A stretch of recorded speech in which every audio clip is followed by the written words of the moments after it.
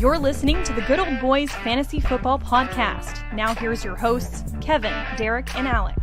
All right, welcome in, ladies and gentlemen, to another episode of the Good Old Boys Fantasy Football Podcast. I am Derek and joined, as always, by your co-host, Kevin. He is back. We told you he'd be here. He's here. Kevin, how we doing? I'm good, man. Glad to be back in the chair, right?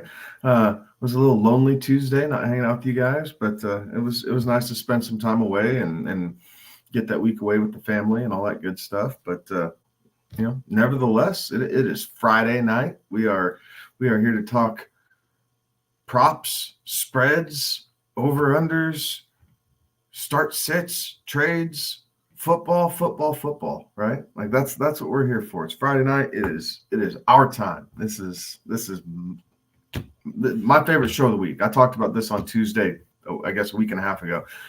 I love these Friday night shows, man. I do. I get a kick out of them. I have a ton of fun doing these, so I'm ready to roll. Absolutely, right? We are a full go for the Fantasy Football Weekly Huddle bet set snap. One of these days I'm going to get through that without fumbling that thing. Maybe we just need to talk to our marketing guy and change it. Yeah, geez. That guy, he comes up with all sorts of stuff that makes it really hard for me to say. You think it sounds good, but it's like, man. Yeah, I mean, it reads really good. I give him that. But, he seems to forget that it's me having to deliver that part. And just we'll try it one more week. I'll try it next week. And then all right, there we go. Bombs, then we just know. Neither one of us can do it. We're going to scrap it. Yeah, we'll just get it's the Fantasy Football Weekly Huddle, and we'll leave the rest of it off. Yeah, we're going to rebrand in the middle of the season. There we go. Absolutely. Sometimes you just need a rebrand. Anyway, lots of kind of interesting things that we're coming up to here as well. Like the trade deadline is fast approaching. I do see a lot of comments coming in here, and we're going to get to all the comments here in just a few.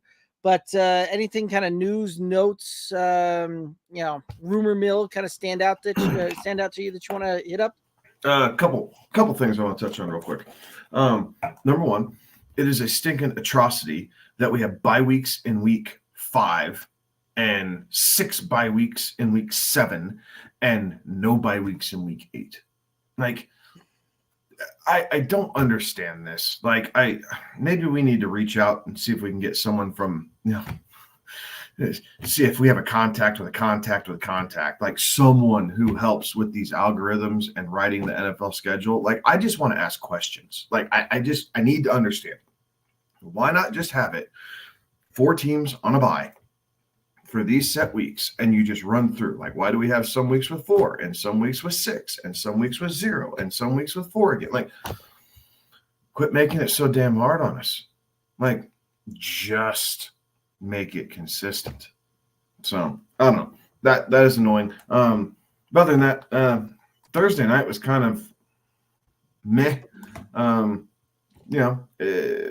interesting things that I came to find out is the Bucs stuck with that run game, right? They stuck giving Rachaad White the ball, and he did well.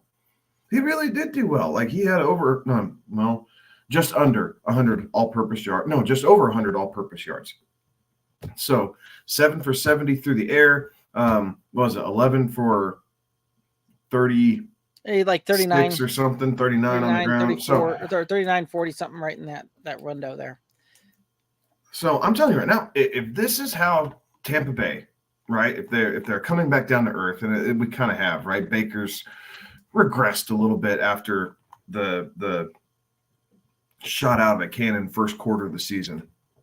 But if this is the Tampa Bay we get, Rachaad White's a piece that you guys want to get coming down the stretch. Because if this production holds up, and if they're going to continue to get him involved in the passing game, and you see 5, 6, 7 targets a week, he is top end RB2. If he falls in the end zone, he's in RB1 territory.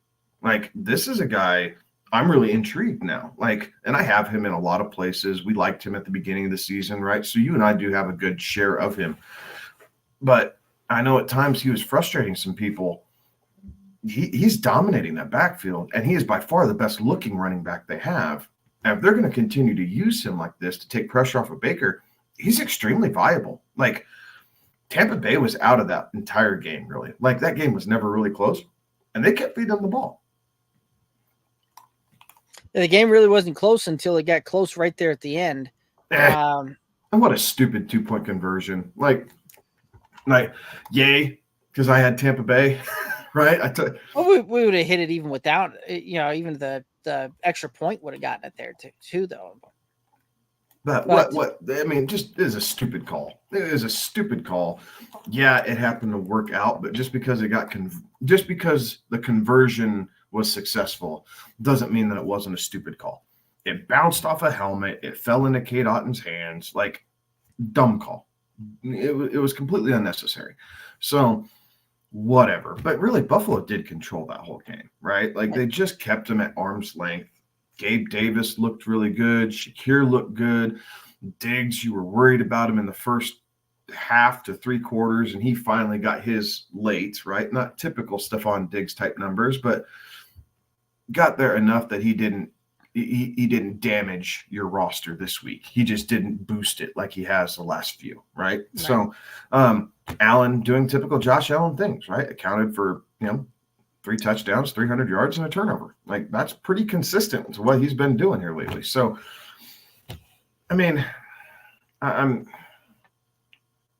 don't know. Like, I'm not seeing, especially after what happened to the Niners the last couple of weeks, I'm not seeing like a clear-cut best team anymore. Like, the top teams have regressed.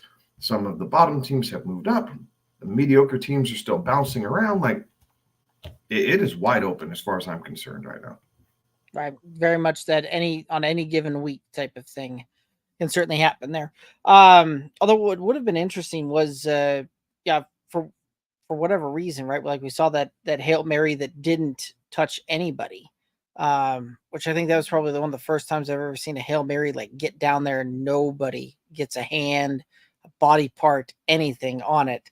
That would have been interesting had that one come up with, and then, kicking an extra point to win type of thing. Yeah, both coaches are coaching that a big time this week, right? Big time. Like, look, if you're on defense, you got to bat it down. You can't let it over your head. There's a reason we play you back. You got to bat it down. And if you're on offense, you're going, you gotta get a hand, right? Like, you got to have one guy at the very back of the end zone. And then you have the massive humanity. So whether it's a tip drill, whether you one guy short, one guy super deep, and everybody else in the middle, right? So all the hands go up. If it gets batted down, you try and have a receiver catch it. We've seen that happen before. Mm-hmm. Or corner jumps up trying to tip it one-handed and bounce off his hand. You have a guy in the back of the end zone. Maybe he grabs it and comes down with it. We've seen that a time or two before also. But for it just to land is completely inexcusable on both sides. Right. Like, it really is. So both teams will coach that up. As silly as it is, they will absolutely dedicate 10 minutes worth of practice throughout the week to, okay, guys, like, let's touch on this. Right. Like, don't climb over the top of each other, but we got to get a damn hand on the ball. It's like playing 500 in the backyard, right? This goes back to elementary school, jackpot, and everybody's got to go get it. Right. Absolutely. Jer's over on Twitch is saying that Gabe Davis from 1 point to 23 point definition of boom bust. Absolutely. He's certainly done some of that for you this season, but I like him in best ball. Yeah, and we talked about Gabe Davis before the season started, and it is held true, right? Gabe Davis has been a little bit more consistent than what he was last year, right? But the 2 weeks leading up to this performance were down weeks. Thursday night was a big game. 3 weeks ago was a big game. 4 weeks ago was a big game. 5 was average. 6 was meh. 7 was a big week. Week 1 was meh, right? Like, I mean, so we kind of roll through this. We know he's a top 36 wide receiver. He was getting drafted so late, right? Like, he was at a great discount. You had to grab him, and now you have to keep him on your roster because you just never know. And if you suffer an injury, if Mike Evans owners, if Mike Evans would have really hurt his hamstring, right? You need him. Justin Jefferson owners, aren't you wishing you had Gabe Davis now, even through the bad weeks? Like, I'm a Jefferson owner. I've been bailed out a little bit because I have Pickens, who's stepped up, and Nico Collins, again, who has stepped up. And I've been able to kind of play the two in where I had Jefferson on my home league roster. But if I didn't have either one or both of those guys, I'd be looking at a guy like Gabe Davis, like, hell, I might as well shoot my shot. Like, he's either going to get me there or he's not. And any win, I feel like any win I pick up with Jefferson being on IR is a bonus right now. Like, keep plugging away. And if, Jefferson's out 5 or 6 weeks, like what they're still talking about, if I go 3-3 through those 6 weeks, and then I have him for the home stretch to make a push for the playoffs, I feel like I'm in pretty good shape. Yeah, I would agree with that. That's the thing too, right? Kind of looking at this one and diving into that a little bit more, right? Like right now, Gabe Davis in half-point PPR on the season is wide receiver 16 on the season. Name me a receiver outside of Tyreek Hill, AJ Brown that has been more consistent than that. There's a whole lot of guys that Diggs maybe. I could give Diggs maybe there as well. You would argue Keenan Allen through 6 weeks, but week 7 was not very good, and he had a bye week in there too, right? So you had to bench him, and you had to bench him for his bye week. And then was it last week? Keenan was a little soft, and we'll see what he does this week. He has a good matchup against the Bears, so maybe he booms again. But exactly to your point, though, I like Keenan Allen, Diggs, Tyreek, and Brown.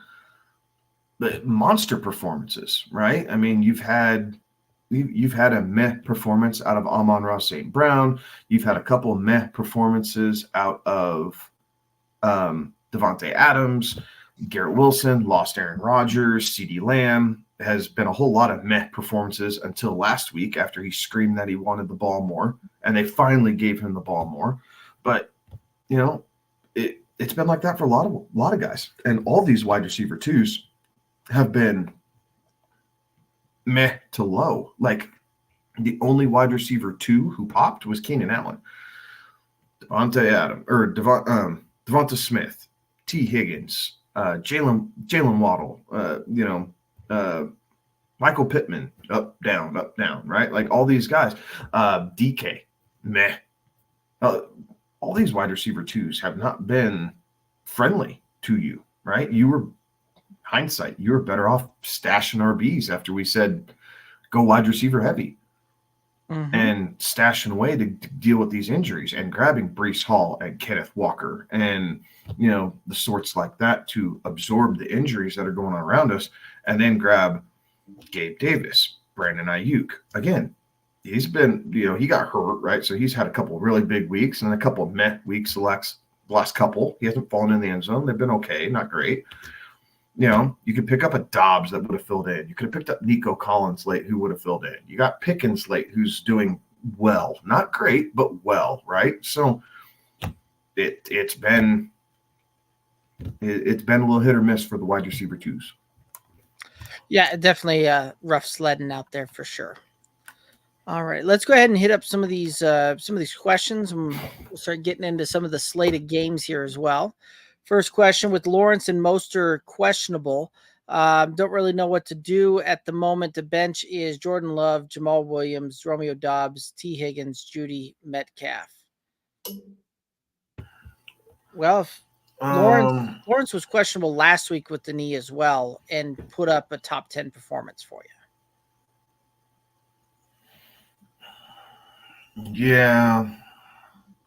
So Mostert's going to play. He logged a full practice in today. So I feel adamant to the media that he was going to play too. Yeah. So I feel good about both these guys. Reaper, remind me what your starting lineup looks like, because I do, as crazy as it sounds, I got to believe that Higgins is going to bounce back here eventually. And I know it's a tougher matchup against the Niners, but they just gave it up to Jordan Addison. So you figure with Jamar Chase and T. Higgins, they're going to put a little pressure on that game through the air, because I do not see this as a Joe Mixon week. It is going to rest on the right arm of Joe Burrow and company to get this game done and try and send the Niners into a 3-game skid, which we, quite frankly, did not think we would ever see through the first 6 weeks of the season. Right. So, COD, throw that in the chat there, and we'll rock and roll that.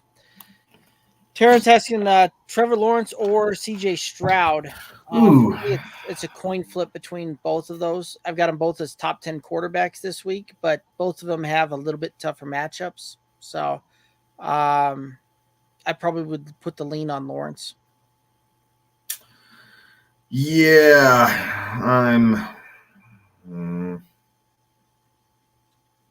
I'm leaning Lawrence because Pittsburgh's passing defense has been a little suspect, right?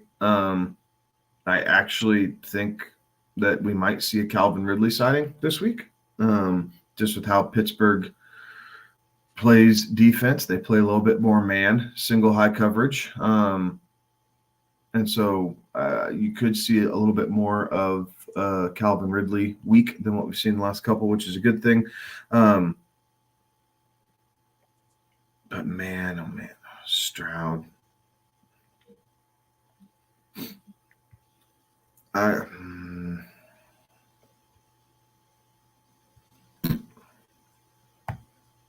going to say Lawrence by a hair. Right. But I'm not going to fault you if you want to go with Stroud, right? Both guys are on the road. Carolina is an easier place to play than Pittsburgh. Lawrence is a little bit more established than Stroud, but Stroud's been playing better this season, up to date. I mean, realistically, those two have to be within a half point of each other. Yeah, I mean, projections. So I'm going to say Trevor Lawrence by the ever slimmest of margins, Terrence. But if you feel differently, if you have a gut feeling about Stroud, please play Stroud, right? Like, this is no means, the be all, end all. This is a tough one. So yeah, I'm with Derek. Lean Law. If you have gut feeling about Stroud, I'm not going to fault you one bit, man. Absolutely.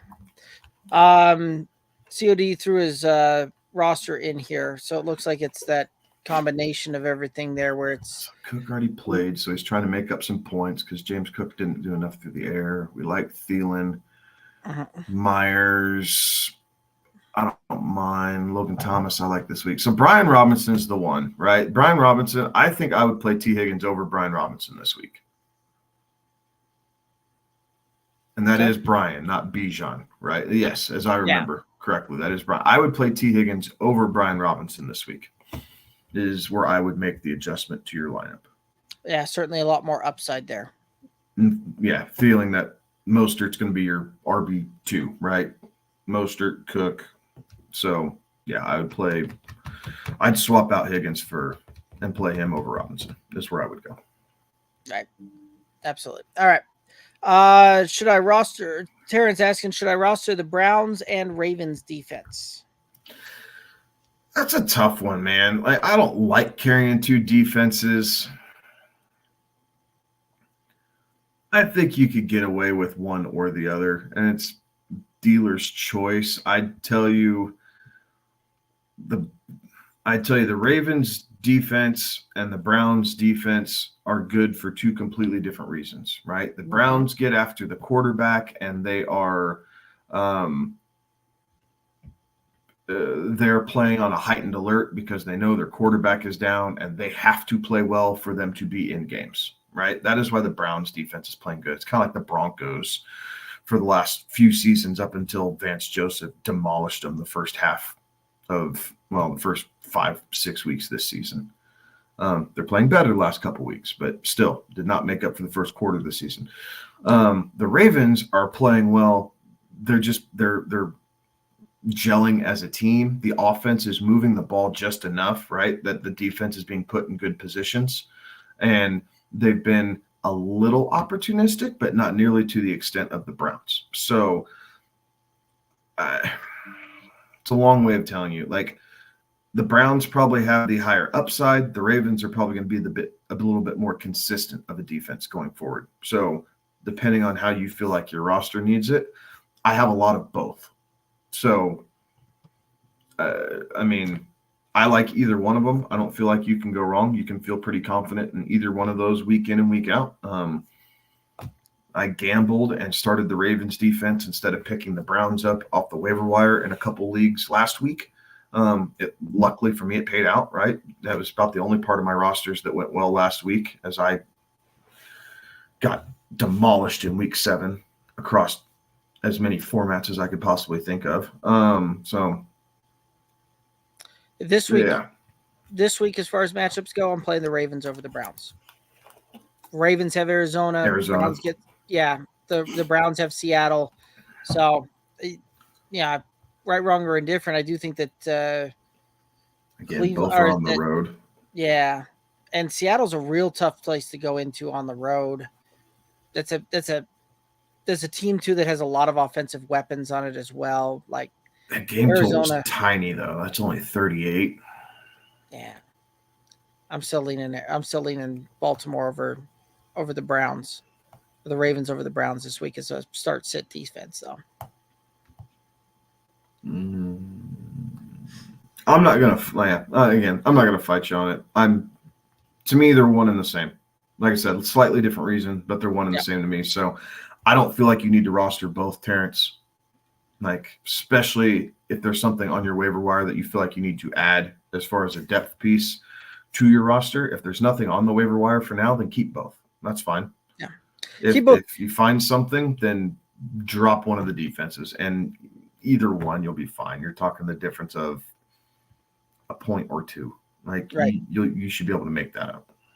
Well, not only that too, but if you've got 2 on there and you don't see anything that pops through on the waiver that really entices you, you can always put one of those defenses as the cherry on top on a trade just to try and swing it in your favor type of thing and get it to go through if you need to as well. Like those defenses are doing just well enough that you can pull that type of move if you need just that little bit on top of it to make a deal. Terrence saying drop Devin Singletary to stash Spears ahead of the Henry trade, even though he may have been a better start over Harris. Yeah, I would have started Devin Singletary over Najee? Yeah. No. Don't think so. No, I don't like that. I'm all for stashing Spears. You might as well, right? There has only been 1 week where Devin Singletary has outsnapped Dameon Pierce.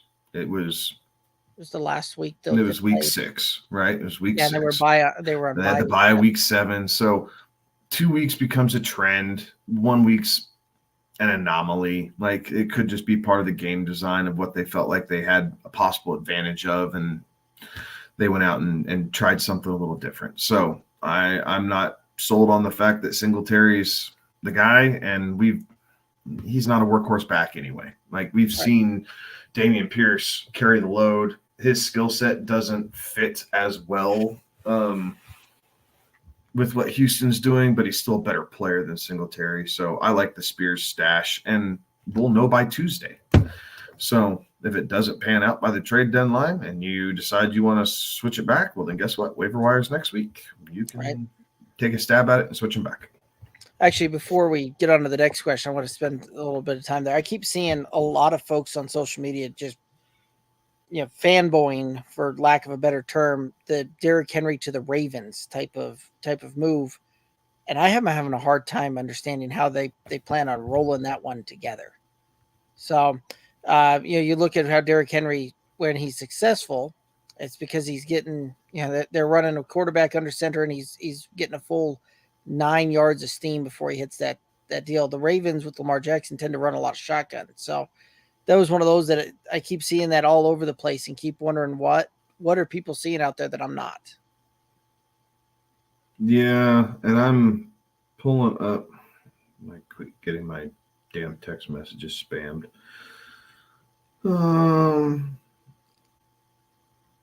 I mean, there's a way. They're going to have to get a little creative, but there's a way for them to do it. They got $6 million in cap space. So if they're going to turn around and trade, I don't think Gus would be a part of it, but I mean,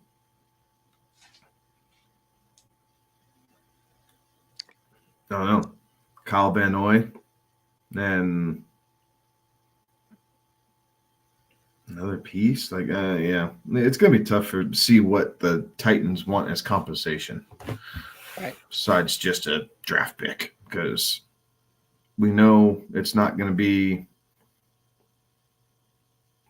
Yeah, it's not going to be these guys. It's not going to be offensive line unless it's a depth piece.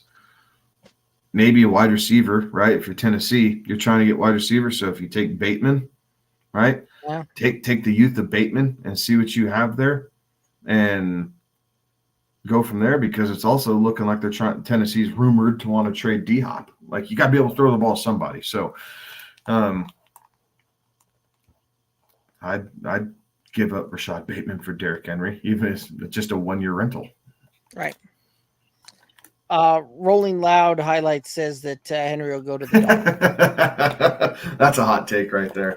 Yeah. Last thing they need is another day. He's not fast enough. Like, right. Truth be told, like Mike McDaniel's not interested in him because he's not fast enough. Like, he does not care about running through anybody. He will run around your ass, right? Like, but that would be pretty funny. Also, another one where, doesn't really fit the bill there because Tua does so much from the gun that. Anyway, honestly, I wouldn't be going after Henry if I was the Ravens. I'd be knocking on the Jets door saying, "Hey, you're not really using Dalvin Cook now that Breece Hall's healthy. Like, right? How about something there?" Well, especially since the news came out that Dalvin wants, is asking to seek a trade and all of that. Let him go. Yeah, let him go. I understand why they brought him in, right? You needed the insurance policy. You needed to see how that worked. There was a time where maybe Henry is. You still see one of those random runs from him a season, though, right? Where it looks like he just has a jetpack strapped to his ass, and all of a sudden he's flying past a defensive back, and you're wondering how that even happens. But he's like a freight train, right? It takes him a second to get built up.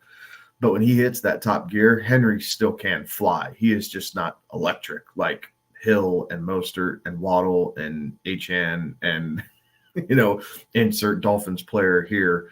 Right. I think the slowest player on that whole offensive unit might be Tua. Like, and Tua's not lightning fast, but he's the offensive line. Dude, that offensive line might be faster than Tua some weeks. Fair. Although the interesting thing is if he ended up on Miami, I'd want to see what Tyreek Hill had to say about how big, Henry is. If he's talked about Chase Claypool being the size of a vending machine. Since you brought him up, I saw some meme and it was talking about the Steelers record with Claypool and after Claypool. And then the Bears record with Claypool or before Claypool and after Claypool, or whatever. But basically, and then the Dolphins with Claypool. Basically, Claypool's just a sieve, right? You lose more games with him than without him is basically what the meme was. And I wish I would have saved it and shared it at least to our good old boys page. And I didn't, and I should have, because I laughed out loud reading that. I was like, oh my God, this guy's terrible. Like, what's the infatuation with this guy? That is hysterical. He was a great number 3, right? Like, he was a good number 3 for his rookie year. But outside of that, like, you don't need him.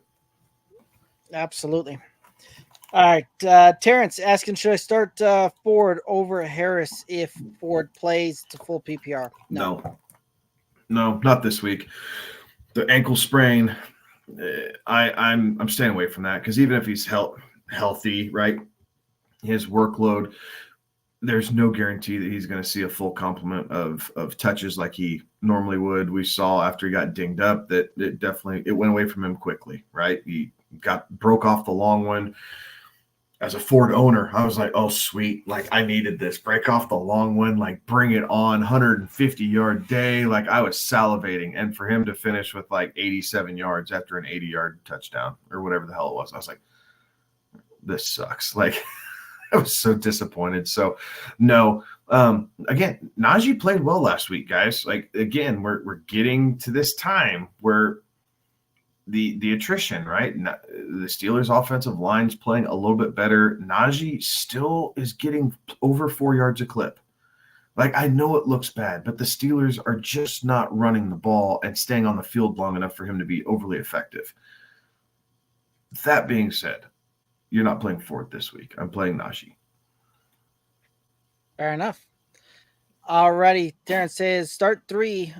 Starting Cup, having a hard time but choosing between Higgins, Pickens, and Wilson for the wide receiver 2 and flex, and that's Garrett Wilson, if memory serves right. I'm going Garrett Wilson against a bad Giants pass defense. Zach Wilson has been playing a little bit better as of late. Again, as Breece Hall goes, Garrett Wilson will go. And the more Breece Hall gets involved, again, tough matchup, the week prior. I'm starting Wilson here. I like Wilson. And for me,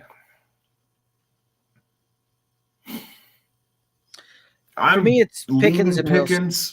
Yeah, I'm leaning Pickens over Higgins. I like the matchup. It's a little bit easier. And the Jags, the weakness of their defense is outside the numbers, and that is where George Pickens has lived this year. So I like the potential there for a big play. Deontay's, we saw with both of them on the field, it slowed down the target share for Pickens, but the quality of targets was actually better. Yes. The output was almost identical to where it has been. So I think that's actually a good thing to have Deontay Johnson back, so they can't just focus in on George Pickens. And I'll shy away from the Niners defense in this instance. So I'd agree with Derek. It's Pickens and Wilson. Would you trade Ford and Pickens to get to Pacheco? 3-4 record. Roster is Achane, Kyron Williams, Ford, Harris, Spears, Kupp, Higgins, Wilson, Cooper, Pickens for the wide receivers. I see why you want to make this trade. I really see why you want to make this trade, but I think Pickens means more to you than Pacheco will, as good as Pacheco's been playing. Because, oh, man. And the one thing I can say about Pacheco is he has been just a super consistent running back too for you. Yeah, he's done a good job of keeping Jerick McKinnon off the field. Having a piece of Kansas City is always nice too. Here's what I would do, Terrence. I would see if I could possibly trade Ford. Yeah, go ahead and do it. Go ahead and do it. I don't love it, but I think Kupp and Wilson and Higgins can anchor you in here for another couple weeks until Achane comes back. A week or so after that, Kyron Williams comes back. And then you're running with Pacheco, Achane, Williams, Kupp, and Wilson, right? Like Higgins becomes your pivot. You pick matchups, yeah. Higgins becomes your matchup guy. Cooper, honestly, I'd try and get that deal done with Cooper. Like, I'm not trusting anything the Browns are throwing out at wide receiver with the way Deshaun's looked and his shoulder and everything else. And maybe they don't want 2 Browns, and I understand that part as well. So that makes it a tougher pivot. But I guess I wouldn't be opposed to Pickens, but I would really rather give up Amari Cooper than George Pickens. Yeah, I agree with that. COD saying, I really want to get rid of Metcalf, but the league that they are in is really picky and too stuck up. Thoughts? I mean, you can't make somebody trade with you if they want it. Yeah. Right? Like, have you gotten any counters? Like, is there any interest in Metcalf whatsoever? I guess would be the first question. And really, It's because he hasn't had a blow-up game, right? Like Metcalf has one big game. Everybody will be salivating back on that train, and you might get some more traction. But he's yet to have that monster, 7 catches, 135 yards, 2 touchdown type game. Right. He needs to have one of those. The offensive line has been beat up. Both tackles, really, their top 3 tackles have been dinged up there in Seattle. It's made it a little bit difficult to give Geno enough time to drive the ball down the field. Obviously, Kenneth Walker's been playing really well, so they're leaning on that run game a little bit more. Like Seattle just looks a little different this year than what they did last year. Geno's regressed a little bit from the top 10 quarterback that he was last year back into the median, which for all intents and purposes, everybody kind of saw coming, right? No one ever claimed that he'd be a top 6 quarterback again. We were just hoping that he could live in that 13 to 9 range is kind of where we were hoping Geno could live. And really he's just outside of that. So you need a big week out of Metcalf, and then you got to fish him. But right now, I don't know that you would like any return that you get for DK right now. He hasn't popped. Lockett really hasn't popped. I mean, looking at our home league, now we're a volume-based league, but looking at both those guys are ranked in the 40s. Even in half-point PPR, they're Metcalf's 45, Lockett's 46. Yeah, like Tank Dell, who's missed multiple games and has a bye week in there. I think he's only played in 4 of the 4 games on the season, something like that. He's ranked wide receiver 47. Yeah. So Metcalf's a hard sell right now, other than just the name. Right. So I'm not overly surprised if they're that picky. People who are hurting wide receiver depth. I mean, I can't believe that the Justin Jefferson owner at least wouldn't take a peek at it.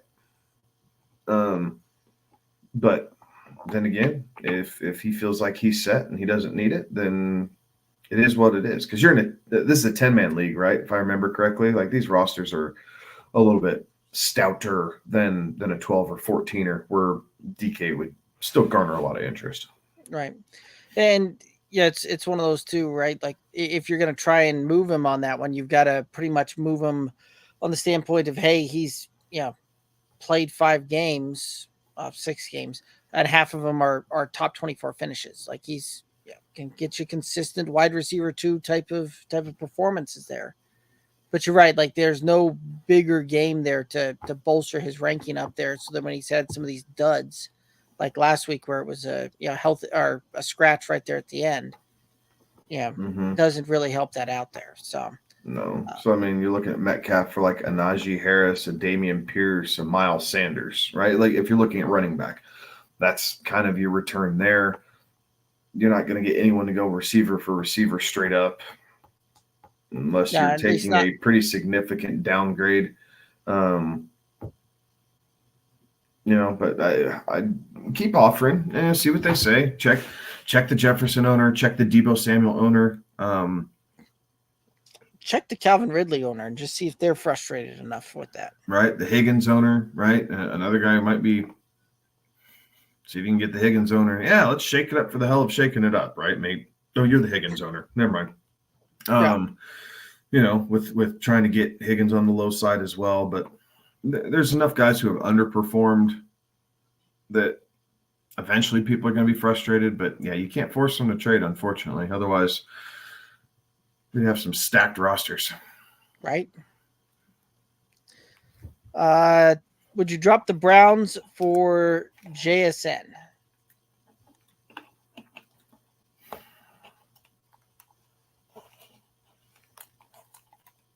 I mean, I get that he just kind of had a little bit of a coming out party there where he finished as wide receiver 12, but yeah, it took DK missing time for that to happen, right? And like, if DK and Lockett are going to roll out there at the same time, like he barely squeaks into wide receiver 4 territory when both of those other guys are on the field. Now, I'll go ahead and I'll play devil's advocate to my own point there. Well, I was going to tell you, I think I would do this just because the high side of JSN is going to be greater than the high side this defense is going to give you, right? Like we saw the historic performance that the Cowboys defense was in week 1 against the Giants, right? Like, and what'd that get? 32 points. Is that right? Something like that for a defense, astronomically high. So if that's the absolute high water mark that a defense could ever score, the Browns aren't going to come anywhere close to that. But JSN, wide receiver, you could use that spot in basically 3 different roster spots, right? Wide receiver 1, 2 in your flex. You could use that as he's coming along, right? I mean, all it takes is, DK missing some more time. The offensive line we think is going to get healthier. The Seattle's going to be hanging around until the end, right? They're going to be fighting for playoff contention. So you don't have to worry about that during the fantasy playoffs. You know that they're still going to be relevant. And if someone goes down, next man up, and you have a possible in, right? Like, this is the time where you start stashing guys like JSN, Downs, Rashee Rice. Like, these are the guys that you're trying to stash right now. And I would take all 3 of those guys over a Christian Watson, and he's rostered damn near everywhere, right? He's in like 80%, 87% of leagues right now. Christian Watson's still rostered. Why? He's not doing anything. You're not going to play him with any type of confidence. I feel better about JSN than I do Christian Watson right now. Like, Tank Dell. Yep. Another guy. Josh Downs. Another guy. I could make a list of guys that you could fight for, and with JSN in that range, that's what you drop a defense for that. I'd co-sign that. Fair enough. As far as kind of the counterpoint that I was also making for the JSN deal, right, where it's going to come down for, one of these guys has to miss time, yada, yada, yada, right? Now, there's also the counterpoint to that is that during the very first part of the season, we didn't see what JSN was really capable of. I remember he had that broken finger right before the season kicked off. He wasn't out there because he couldn't really block the way that they wanted him to block because of that finger. So you're now seeing what JSN's really capable, because at this point fingers healed up, we're looking at a fully healthy guy here. So this could be one of those that this was kind of the breakout here, and he may start earning more playing time throughout it, just because of the fact that the skill levels there, and he's able to participate in every aspect of the play that they want him to do, from blocking to route running to whatever that looks like. But overall, right, like he had almost a 30% target share last week. He had a 30% air share targets or air share last week, and was running routes on almost 80% of all the passing plays there. So like when he was in there and those guys missed time, he is definitely getting volume and all of that. So, and I think that we might see an uptick on that later throughout the season here as well. So, Clayton, do you think Higgins would be a better start than Myers at flex? And who are you starting to RB1, Singletary or Dillon? Also, wide receiver 1 and 2s is Hill and Marquise Brown. Good or no? I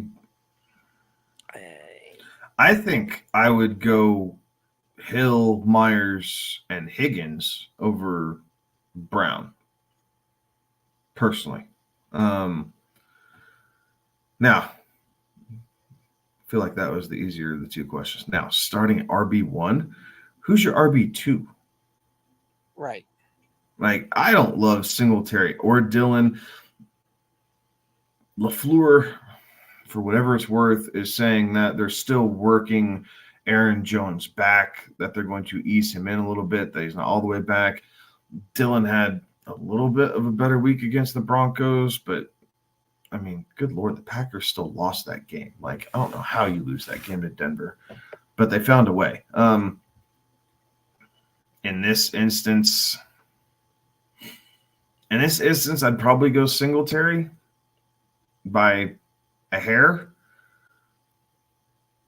over Dillon, but I'm not loving either option. But if that's what you got, that's what you got to roll with, man. It is what it is. But Singletary over Dillon by a hair, and I think I would go Hill, Myers, and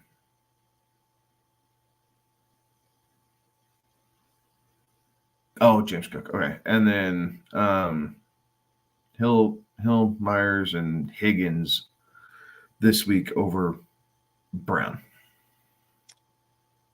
Yeah, I think I co-sign on that one. The Ravens are just smart enough defensively that I think they're going to try and I don't think they're really worried about anything else besides Brown. Like Right. you kind of shut him down, you shut down the passing attack. They'll give up a little bit to Trey McBride, right? And take that at, 5-6 yards a clip as opposed to Marquise Brown getting down the field at 12, 13, 14 yards a clip.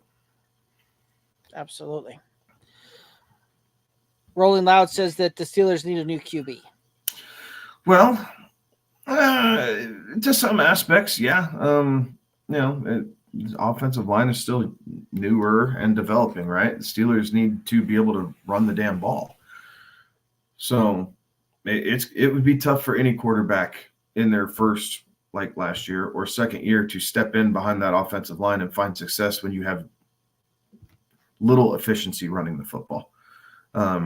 And a lot of that is the lack of holes opening up for Najee and Warren. But there's been flashes for Pickett. But maybe they do need a new quarterback, right? It's a rookie deal. He's only his second year. He'll get one more year at least. They'll run it out next year, and they'll make their decision. If they don't like what he does next year, then they'll draft another one or look in free agency. But they're so cash strapped that they can't just go find a guy. They're going to have to homegrown talent at this situation or at this point in time. And Kenny Pickett is at least fighting for him, right? He might be scrambling a little bit, but he's at least fighting for him. Absolutely.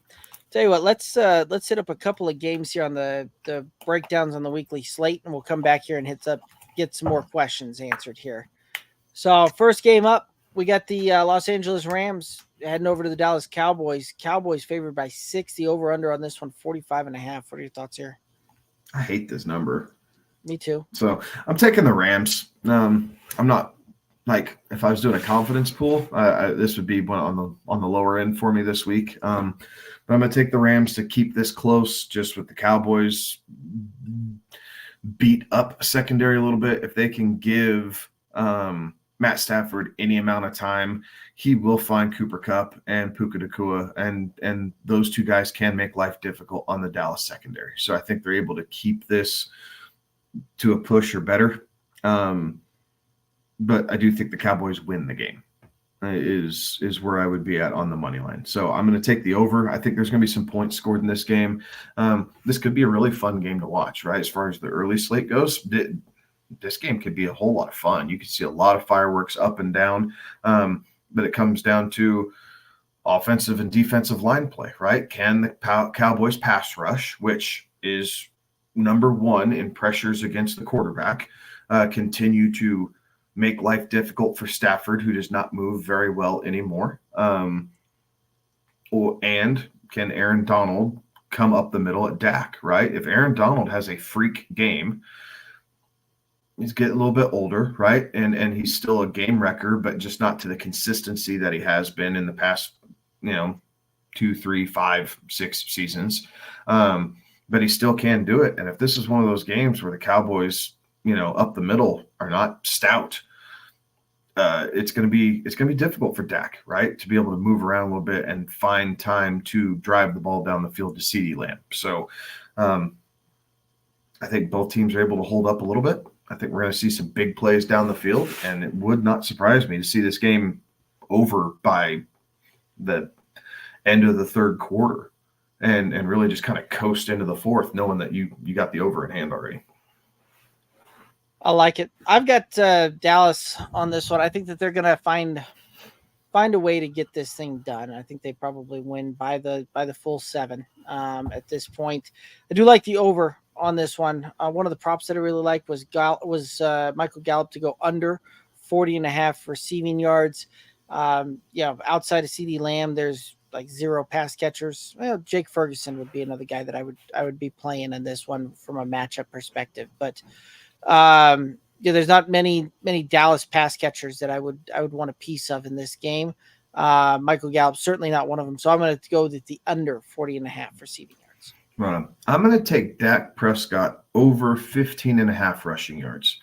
The LA Rams give up the third most rushing yards to opposing quarterbacks so far this season. And you are going to need Dak to use his legs a little bit more than usual to avoid some of that rush and keep plays alive this game. So I think this might have to hold on to your seats just a little bit, but I think Dak finds a way to get over the 15.5 and just hope that the Rams are on offense to end the game and the Cowboys aren't taking knees so you don't hit 17 rushing yards and then you lose a couple because of the kneel downs. Right. Yeah, that would be bad. Yeah, that's happened before. It sucks. Yes. That's why it shouldn't be a rushing stat. Yes. Terrence asking, if Henry gets traded, does Tajay Spears become a must start? I think he's a flex start. Like, I don't know that he's a must start, but I think he's definitely has some flex appeal, Terrence. And the reason is because that offensive line just isn't good, right? The offensive line isn't good. The quarterback situation isn't good between Tannehill being dinged up. Will Levis just does not look ready for the NFL yet. And Malik Willis, he doesn't even look like he knows what football is right now. Like, it is atrocious how their scouting department has looked at quarterbacks these last couple drafts and spent some high capital on both of these guys, and neither one of them look ready to play at this level. So offensive line woes, cash flow problems, quarterback problems.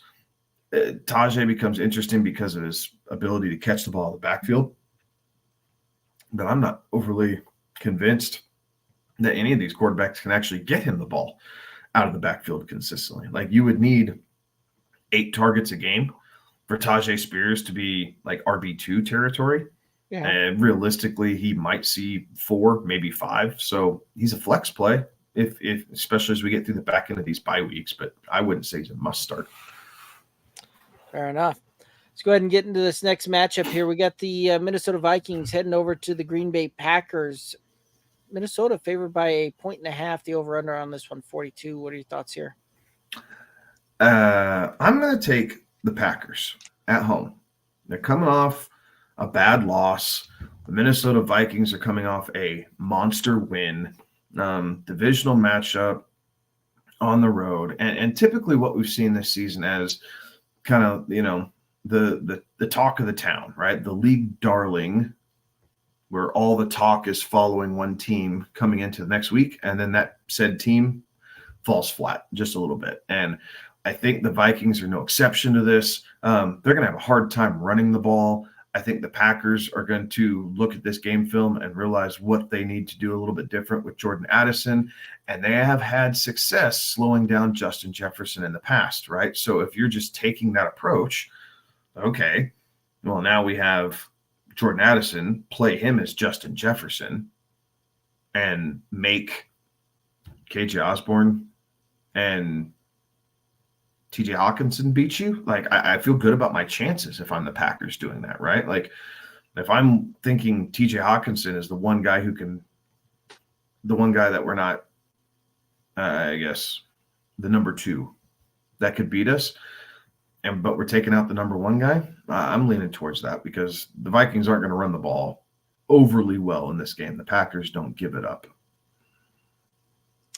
Fair enough. Yeah, I think this one's going to be a very, very tough, tight matchup here. I do think that we see just enough for the over to come into play.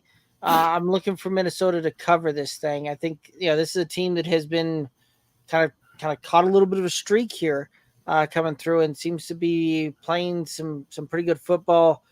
Green Bay, they came out kind of hot and has fallen flat drastically the last few weeks. So I'm going to take Minnesota. I'm going to take the over. One of the props I like. I do think that Kirk Cousins finds a way to go over 250 passing yards.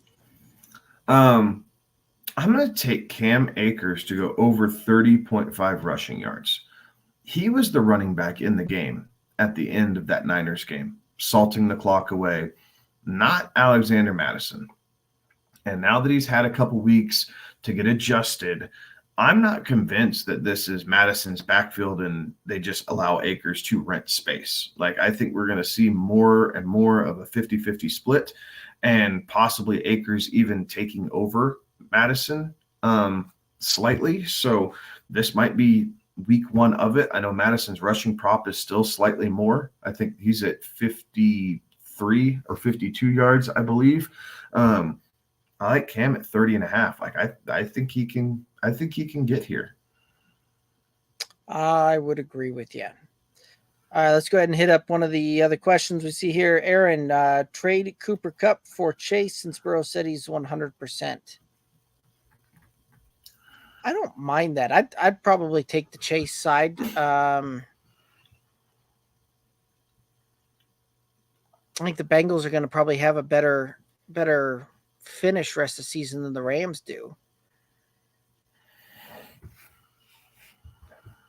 Yeah. I think I'd lean the Chase side slightly.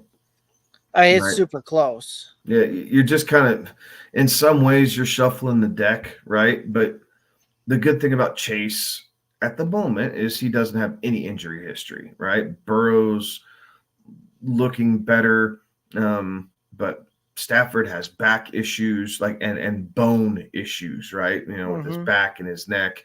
Cooper Kupp has soft tissue challenges at times. So I'm not opposed to this. I think Chase is a safer rest of season play. Kupp might actually still have some more upside just because of how crazy that relationship is between Stafford and Kupp. Right. So Kupp might have a couple more high side weeks than Chase, but if Kupp goes down, all that high side's for naught, and then you're taking goose eggs. So I don't hate it. I like it. All right, let's go ahead and hit up a few more here. Saying got both KC and Buffalo defense, drop one, keep one. Yeah, I would drop one for sure. Kansas City's defense has been really just kind of good. What are your thoughts here? I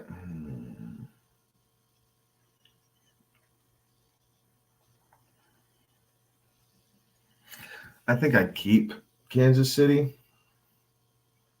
They got 2 games with the Raiders still. Their second game with the Broncos is this week. Yeah, it's Kansas City. Looking Looking at rest of season schedule, I think it's Kansas City here. If you're going to drop one to free up space, I think you drop Buffalo. Yeah. Because, week 12, they get the Raiders. Week 13, they get the Packers.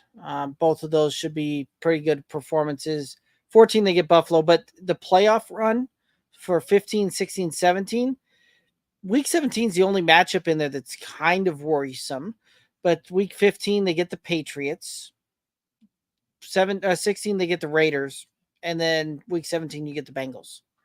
As the Bengals are out of it, eliminated from playoff contention, that kind of stuff by then, like that very well may not be the scary matchup that I'm thinking it might be. And by week 17, if you need to stream a defense, we can help you find a defense. But if it get, especially with nobody else playing, because their defenses will be. Is there bye week next week? Kansas City's by week 10.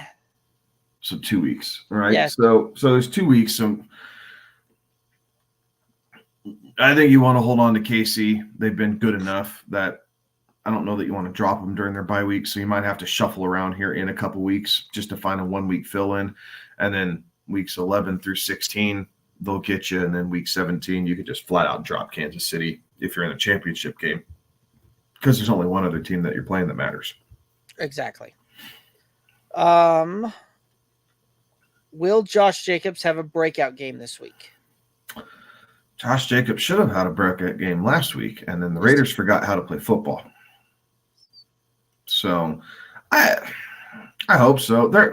It's offensive line issues, man. Like Jacobs, we attributed part of the slow start to his holdout. The volume's there, right? He's been seeing the touches. It's been serviceable. Last week was kind of the outlier as they got down early, and just were reeling. But as Jimmy G comes back and is healthy, I think that's good news for Josh Jacobs because the passing attack becomes more of a threat. And if you have to keep a safety behind Devontae Adams because you don't want to get smoked by him or Jacoby Myers, that makes lighter boxes for Josh Jacobs, which ultimately helps. So I'm not sure if the breakout that you're talking about is coming this week, but I do think Josh Jacobs is still a guy that is worth having faith in. Yeah, I'm going no on the breakout game this week. It's at Detroit. Detroit gives up the fourth fewest fantasy points to opposing running backs. So I don't see it like that matchup. Unless you're Baltimore. Yes, unless you're Baltimore. But yeah, that matchup, no, I'm not targeting that one for it to be the breakout week that folks are hoping for. Let's hit up this one. And then Terrence, I'm going to come back to some of your questions here in a moment after we hit up the next one. But I did see this one. I did like this one. So learning moment, teaching moment here, right? Like Society Reapers asking, as far as the DK Metcalf trade from earlier, Tutu Atwell for DK Metcalf type of thing, as far as, average points, all of that. So teachable moment here for fantasy on how to look at some of this stuff, right? So when you're looking at Tutu Atwell, find out where his points came from what weeks they came from. And I'm willing to bet you that if you really look at all of those points that you're showing there, those points came from weeks 1 through 4 primarily. And weeks 5 through 7 have not been as fruitful. Yeah, 7 was okay because he got in the end zone, right? Yeah. Like he did get in the end zone there, so it boosted it up, 12 points or whatever. But yes, his run came earlier in the season. Metcalf has missed a week. Their bye week is week 9, I believe, or 10. So he has another one coming up, but he left the game early. Metcalf is still a better player. He still has a higher upside. He still is more fantasy relevant than Tutu Atwell. Now, not that if you have a roster spot that people wouldn't want to stash Tutu, like that's a possibility. But I think his startable days, reliable starting days, are past him at this point, right? He is third or fourth, sometimes fifth on the pecking order in this Rams offense. They do want to run the ball more. We've seen that with Kyron Williams. They move the ball so much better when they decide that they're going to pound the rock and then pass off of it this season. Now, Tutu can get involved in that running game, especially now that Kyron's out, right? And do some different things. But they got 3 different running backs and Tutu Atwell and 2 receivers ahead of him. Like, he's just buried a little bit on a team that is okay offensively, but not without its flaws. And we saw that last week against Pittsburgh. So, yes, he scored more points, but no, he's not a better fantasy asset. Right. And when you look at, reason I told you to point out weeks 1 through 4 on this one, right? There's a very specific time frame on that Cooper Kupp was on the PUP list, was on IR, was not able to go, right? So Tutu Atwell was in and available to play, right? So his overall, ranked 29, all of those points primarily came through those 4 weeks out there. In weeks 5 through 7, they have not, right? Like you look at weeks 1, 2, 3, and 4, he had 8 targets, 9 targets, 9 targets, 9 targets. Like he was consistently seeing 9 targets basically a game through that 4-game stretch without Cooper Kupp. Now that Cooper Kupp is back, you see where Tutu Atwell is really going to be utilized on that one. Week 5, he had 5 targets. Week 6, he had 1 target. Week 7, he had 2 targets. Yeah. In the 3 weeks that Cooper Kupp has been back, he's totaled 8 targets, which was his lowest per game, like the lowest of any game while Cooper Kupp was out. So this is one of those that the stats kind of misleading you on that one if you're thinking that you want to try and make a trade of DK towards Tutu.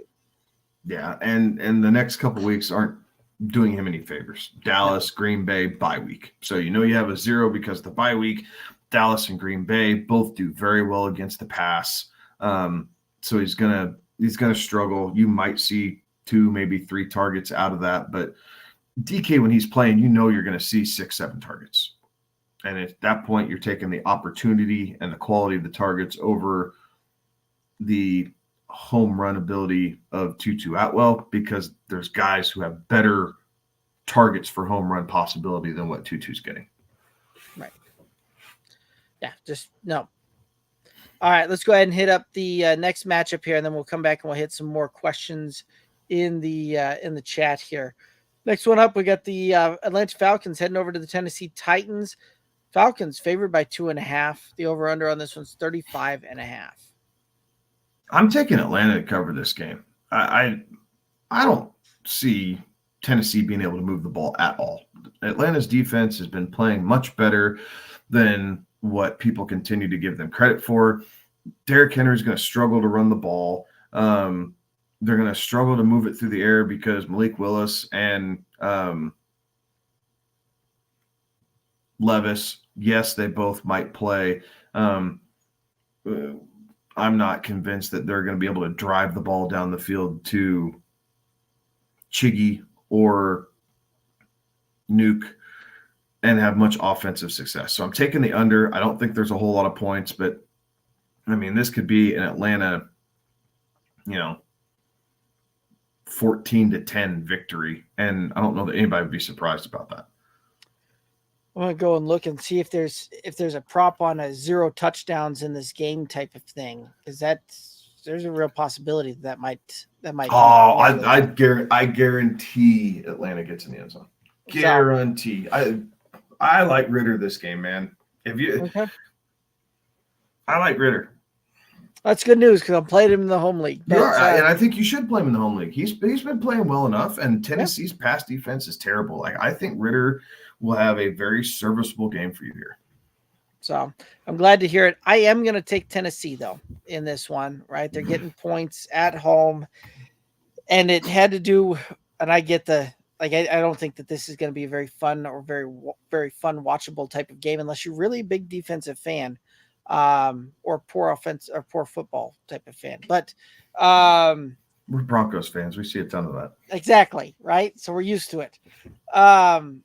But the reason that I'm going to take Tennessee is because Mike Vrabel's 6-0, coming off the bye, right? Like, there is something to be said with that. And the fact that he's had a full 2 weeks to kind of prepare on this one, I think that they'll find a way to get this thing done. And very much this season, it is the team that doesn't look like they have a chance somehow comes out and wins this thing. So I'm going to go with Tennessee. I'm going to go with the under. One of the props that I do like, though, is Kyle Pitts to go over 32.5 receiving yards. I like that. I also like Drake London over 4.5 receptions. I really like that one, too. I almost went with that myself. Next question. We got Cooper and Ford for Deebo Samuel. Not a chance. Not a chance. Derek and I have been out on Deebo since the offseason last year. We said all year long he was being overdrafted. Ayuk was going to be the guy. Now the injury, we don't, this hairline fracture thing. Like, I don't trust any of the information I get from San Francisco on these injury timeframes or anything like that. And even when he comes back, another shot on that shoulder, and who knows how long he's going to be out for. Like, I'd much rather take my chances with Ford or Cooper. And I wouldn't even do this straight up. Like, if it was Cooper for Deebo, maybe, but I wouldn't do this if it was Ford for Deebo straight up. You're way overpaying. Cosign. Terrence dropped the Browns defense to pick up Dotson. I'd rather have JSN than Dotson. Cosign. Terrence, start one. Tight end: Ferguson, Logan Thomas, Musgrave, McBride. Bench Musgrave, probably bench and McBride. Depends on what you need. Do you need floor? Do you need ceiling? I think Jake Ferguson probably gives you a better ceiling. Logan Thomas is really good for 4 for 40 and may see 1 or 2 red zone targets a week. So, but you know that you're going to get at least 6 points out of Logan Thomas. And I have a prop on Logan Thomas as we get into this Philadelphia and Washington game. But what I'm pulling up right now is I want to see what the reception prop is on Trey McBride.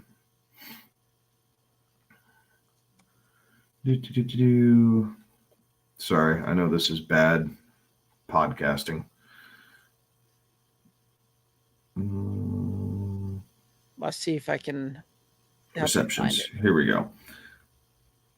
More Trey McBride over 3.5. I would take the over. I think he sees 5 catches this game. I also saw his receiving line at 34.5 receiving yards. I would take the over on that as well. Okay. I think I'm. Zach Ertz was quietly really effective. And this is why they drafted Trey McBride, right? To eventually take this spot.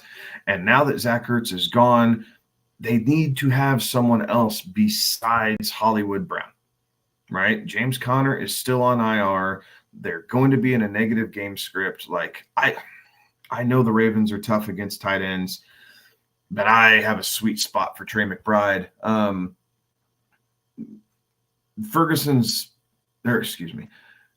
For me, Musgrave's the no. Like, if I'm initially clearing one out, Terrence, Musgrave out. And then is that Ian Thomas? Logan, that's an L, not an I. Sorry. Yeah. Logan Thomas. I like the overs on Thomas's props. I like the overs on McBride's props.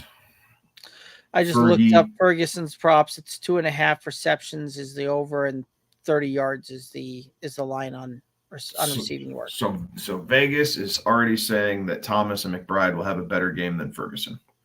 Yep, that's the way those books would have that written, it looks like. Now, I'd tell you that Ferguson's touchdown upside's higher. Correct. So that kind of factors it into it. The great equalizer. Man, I think they're all kind of right next to each other. I think I would lean Ferguson for the touchdown upside, and knowing that Dak's going to be under some pressure and Ferguson's his quick release guy. Then McBride, then Logan Thomas. But I don't know that I would fault anybody for having the three of them in any order. Like, I really don't know that I'd have a big argument against why would you have him ranked higher than the other. It's funny. I actually pulled up consensus rankings while you were going through that. They're all back to back, aren't they? Yeah, pretty much. Ferguson's 12, Thomas 14, McBride 16. So they're all within that grouping into it. And as far as projected points, they're all within 0.6 of each other. So McBride on paper does have the worst matchup. You make some really good points there that I think they're going to be very concerned about shutting down Hollywood Brown. Talking about the Ravens defense there. The run game in Arizona doesn't really worry you much. So you could see Trey McBride get some sneakiness in there. Logan Thomas against Philadelphia. So that's a good matchup. Jake Ferguson against the Rams is actually a decent-ish matchup. And I think Ferguson, you're right, does have the bigger touchdown upside. I do worry about the Cardinals putting up some points out there in the desert. I think Logan Thomas has decent touchdown potential. Like, if the Commanders get down there, and this is a team that they hung, they play in Philadelphia, they hung 31, or they hung 30 plus on Philly just a few weeks ago, which I'm sure the Philadelphia defense is going to have some corrections and all of that for. But at the same time, too, this is a team that still hung 30 on them, put up multiple touchdowns, and Logan Thomas is a guy that Sam Howell looks for in the end zone. So I think your touchdown upside is greater with Thomas and Ferguson. I think Ferguson has the better touchdown upside of all of them. And so I still think that he's your ceiling play. I think Thomas and McBride are your floor plays.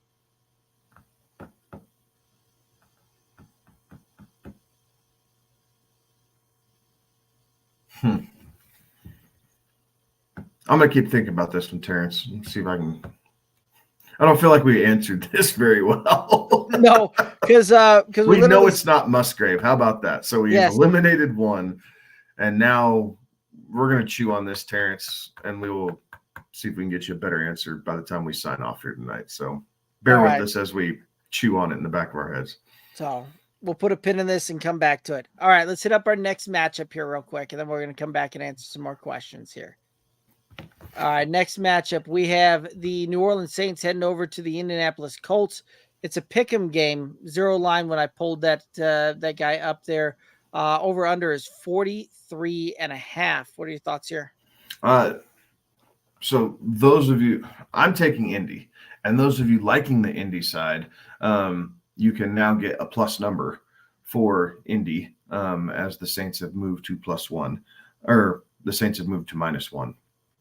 But I'm taking Indy, and I'm taking the over here. I think this game has some sneaky potential here to be able to get to, a 24-23 type ball game here, put some points on the board. But that is going to require Carr to not throw his teammates under the bus and hopefully amend from his throw my sucker in the dirt and look overly disgusted with everything my teammates are doing around me attitude that he had last time we saw him against the Jaguars. So they've had 10 days to work on it, right? So you would think that some amends has been made. But I think that there's some ability here, right? The Colts defense is not overly sound. The Saints is sound as a unit, but individually these guys can be beat, right? I wouldn't be surprised if we see Josh Downs have another serviceable game. Minshew kind of game it up. I about took his rushing prop, by the way, but I didn't. And I think this game does have some sneaky over upside, but I'm taking Indy to win. Fair enough. I'm going to take New Orleans on this one, right? 10 days to, long time to try and get some things together on this one. I think they are going to figure that one out there. I think we're going to see the under come into play on this one. Yeah. I get that I think the Colts are going to have kind of that letdown game coming off of that big scoring output. Like they had probably one of the best offensive performances against that Cleveland Browns team that we've seen all season and still, didn't win that one. So I think they'll have a little bit of a letdown here.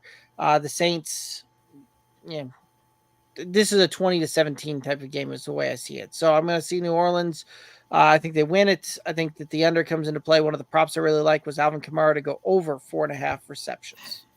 I'm taking Blake Group, the kicker, to go over 1.5 field goals made. I like it. Not very many times do we get a kicker prop, but it was plus odds, right? It's a plus 100. So I like the fact I'm getting plus odds on it. So I said, why the hell not? Fair enough. All righty, let's see here. All right, next question. What quarterback is a better choice to place at starter, Allen or Tua? Well, if it was Josh Allen, it would have already had to have happened. C. So are you talking rest of season? I'm just a little confused by it because Allen played last night. Right.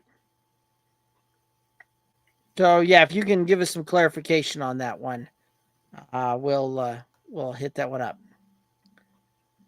All right. Downs, Garrett Wilson, Drake London, T. Higgins, pick 2, full PPR, also Henderson or Javonte Williams.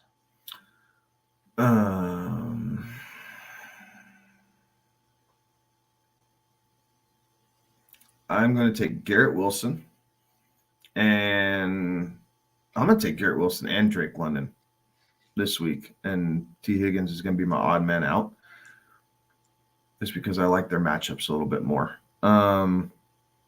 Henderson or Javonte. I'm going to take Javonte. He had a pretty stinking good game, almost 100 all-purpose yards against Green Bay last week.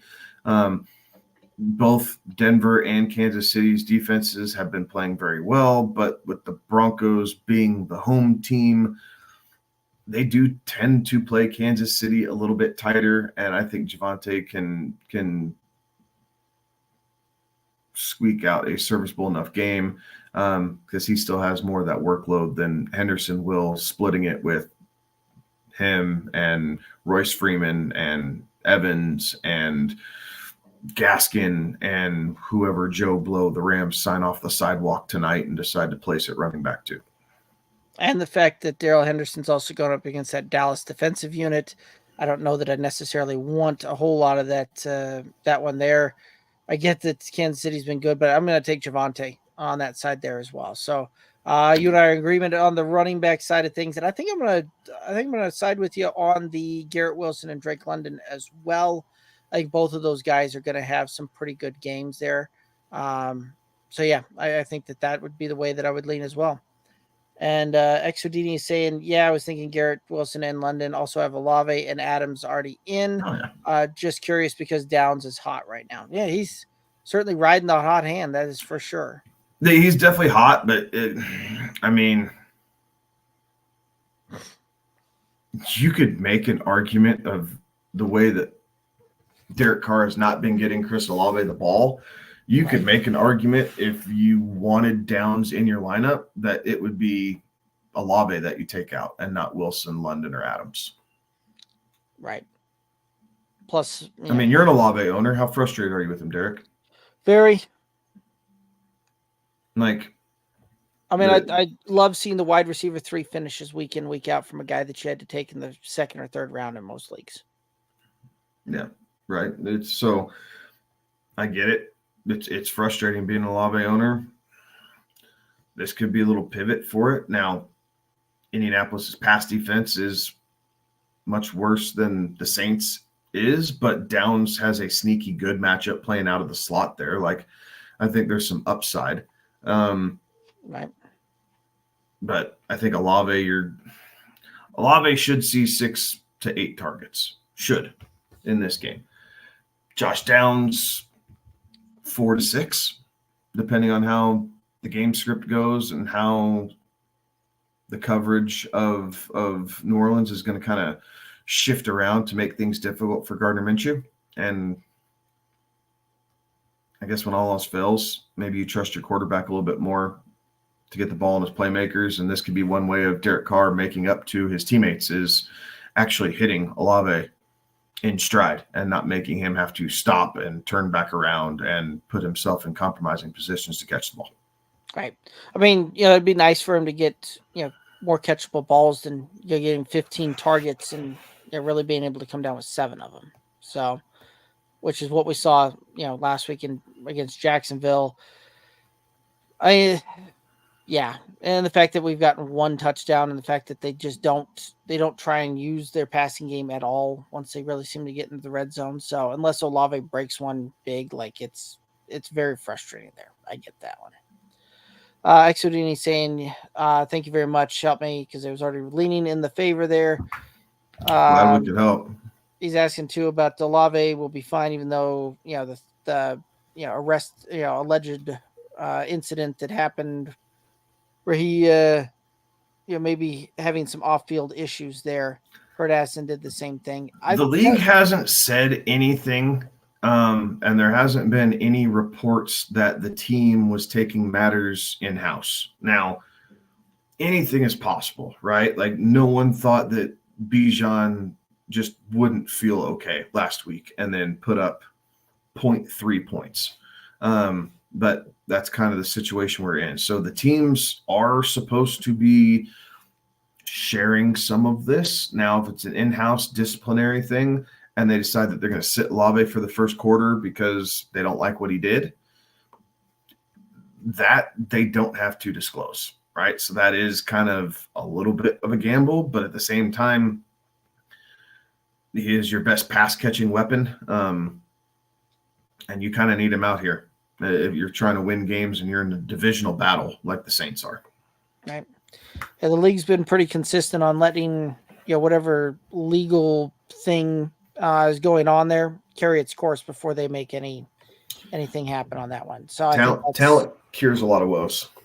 So, all right, Cam Daddy over on the YouTube at 10-man half-point PPR. Start 2 wide receivers between DK, Myers, Hollywood, Amari, Pittman, and London. Currently have Myers and Pittman starting. DK has been quiet. Hollywood gets target, but quiet. Curious what you guys think. So I like the Myers play. Yep. When him and Adams have been on the field at the same time, Myers has been extremely productive. Mm-hmm. I think you kind of got it narrowed down. Like it comes down to, I don't know that I want DK against Cleveland's defense. No, I don't. So Amari Cooper with a PJ Walker, no thank you. You have better options. So Hollywood or Drake London. We know that we really believe that Arizona is going to be playing from a negative game script, so they're going to be forced to throw the ball. We feel like it's more of a neutral game script in Atlanta and Tennessee, but it's really hard to run the ball against Tennessee, and so it means Atlanta is going to have to throw it. And I took the over on the London receptions. Derek took the over on the Pitts yardage. So we believe in the Atlanta passing attack for this game. And I wonder if that's just the direction you need to go. It's not the sexy players, but it might be the most efficient players they have this week for the best matchups. And you know, if London comes down with 5 catches for 87 yards and a touchdown, that gets it done. Like no one else on this roster outside of Jacoby Myers is going to do that. Right.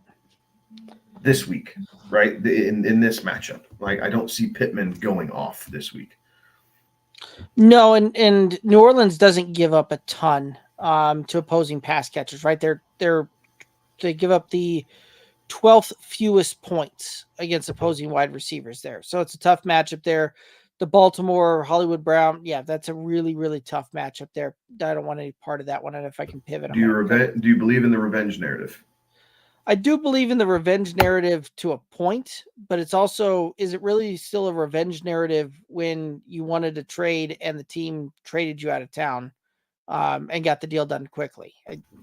I don't know how much that has to play in it. And there's also some of that too, that, yeah, it's been a few years since that one's gone down, right? Like, yeah, if this was a bad breakup and these were the first time these two teams were meeting and it had been, 6 months or less type of thing, yeah, I'll buy into that. But no, I don't want any part of that bad matchup. Now, the Drake London, Tennessee has got that leaky pass offense, that funnel type of pass offense where they give up the 8th most points to opposing wide receivers. Desmond Ritter's been quietly getting it done for you in fantasy, and getting Drake London going, who Drake London over the past 5-6 weeks is a wide receiver 2 inside of those things. So Drake London's the play for me, and Jacoby Myers is the smash play out of that for me. Any other thoughts there? No, cosign, right? I mean, the Lions have been giving it up through the air, much more stingy against the ground. And I really like this London matchup against Tennessee. So I'm right there with you. Absolutely. All right. Let's go ahead and hit the next matchup. We're going to come back and hit up some more comments and questions here. Next matchup, we've got the New England Patriots heading over to the Miami Dolphins. Dolphins favored by 9.5. The over-under is 47. Thoughts on this one? I'm taking Miami, and I'm going to take the over. Like the 9.5 scared me at first, and then I realized they're at home. And New England typically does not go down to Miami and play well. History has not been kind to them. I think we're going to see the same thing. Dolphins are coming off a loss, right? Monday night loss to the Eagles, where they played well, right? It was a fun game. It just didn't shake out in their favor. But I think they kind of get some things right. They're going to be able to run the ball. They're going to be able to throw it a little bit. I expect Jalen Waddle to have a good game. He was on pace for a really good game against them the first time before he got the concussion. So I do think that they kind of go back to that game script. And I think you see Mostert run extremely efficiently there at home, and they'll be able to get this game by 10 points by the time it's all said and done with. Yeah, I'm going to take Miami as well. Tua has beaten Bill by an average of 8 points.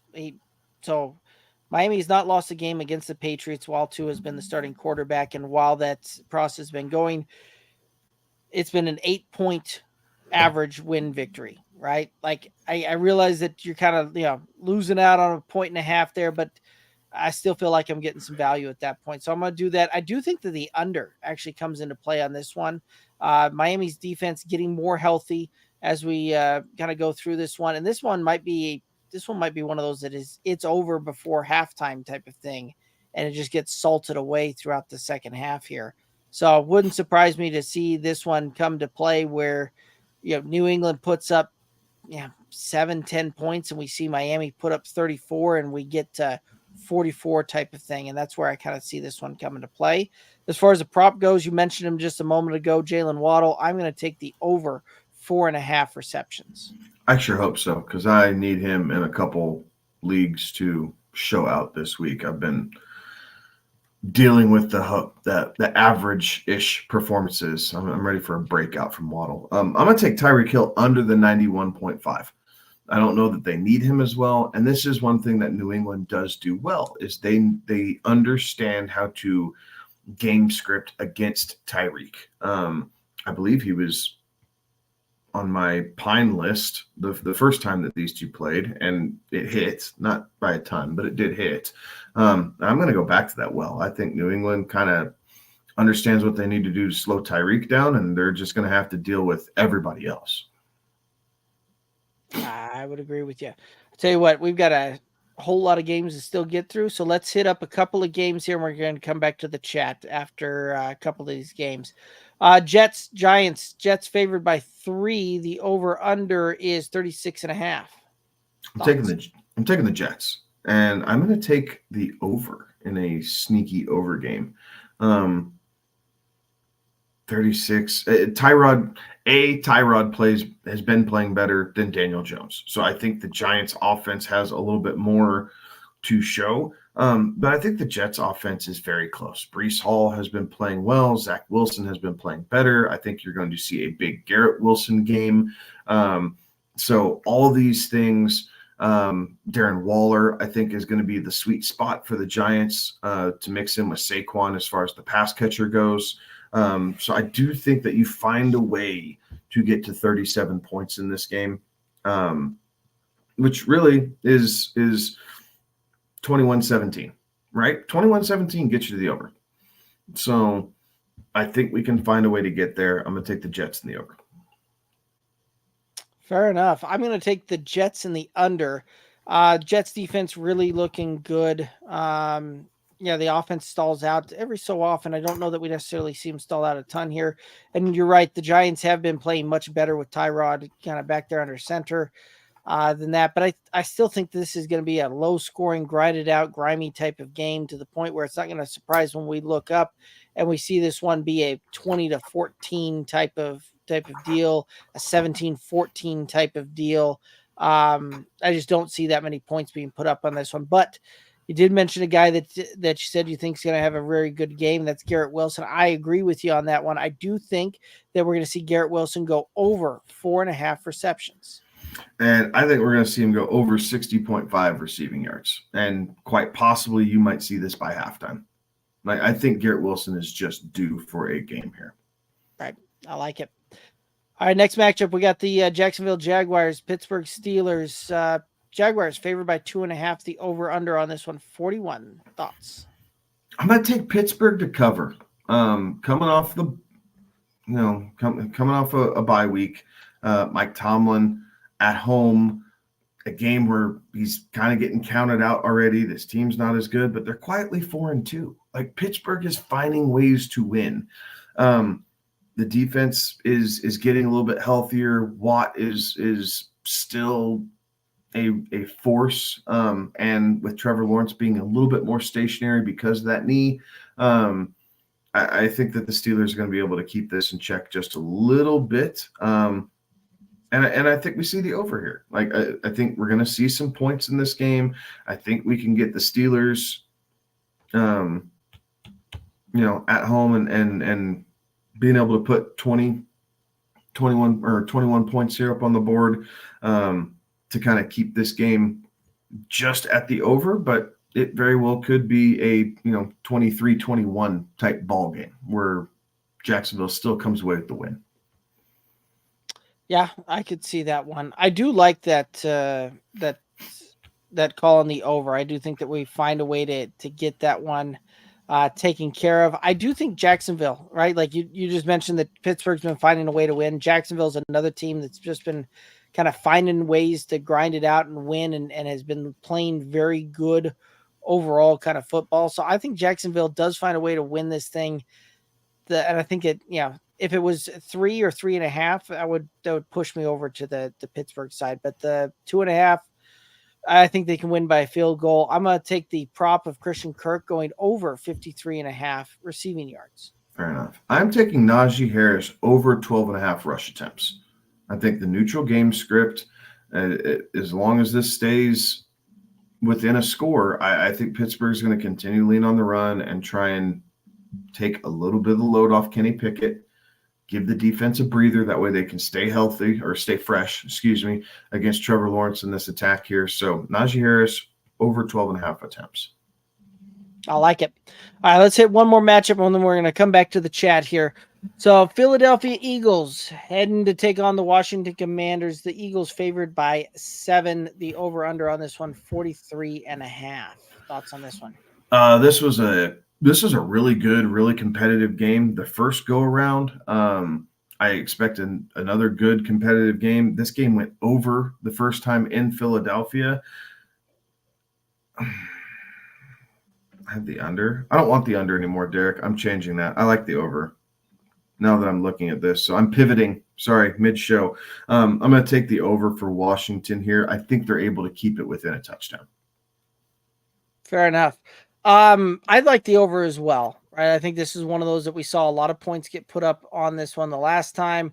In a game in which Philadelphia seemed to have a lot of kind of just missteps along the way. And I think that they'll get a lot of that kind of cleaned up this time around. So I'm going to take Philadelphia. I think they win right by the 7. So this is feels like more of a push to me, but I'm going to take Philly to cover this thing. I'm going to take the over. And one of the props that I really like was Terry McLaurin to go over 4.5 receptions. No, I like that. He had his best game of the year so far against the Eagles earlier this season. I think he's due for another big game here against Philadelphia. I'm going to take Logan Thomas over 32.5 receiving yards. So going back to Terrence's question earlier, I alluded to that. I do have Logan Thomas over his receiving total. I like it. All right, let's hit up a couple of questions in the chat, and we'll come right back to our next matchup here.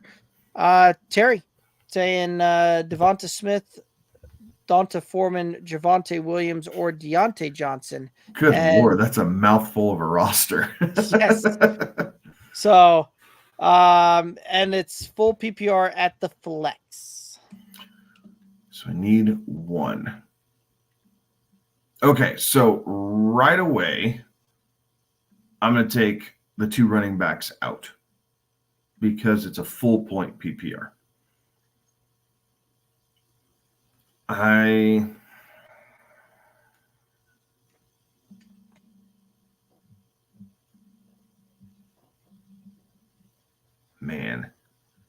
Deontay didn't look terrible, but he had the hamstring issue coming in. I'm going to lean Devonta Smith by a hair over Deontay Johnson this week, with it being a full point PPR. I think that the more A.J. Brown continues to go off, the more that teams are eventually just going to have to give up on Devonta Smith here a little bit just to try and slow A.J. Brown in his back-to-back 125-yard performances. So I'm going to lean Devonta Smith. I'm going to also go Devonta Smith as well. I think that, this is kind of one of those that one of these games you got to get right? Like this is as good a time as any. But I think that he does find a way to have a wide receiver 2 type of performance for you this week.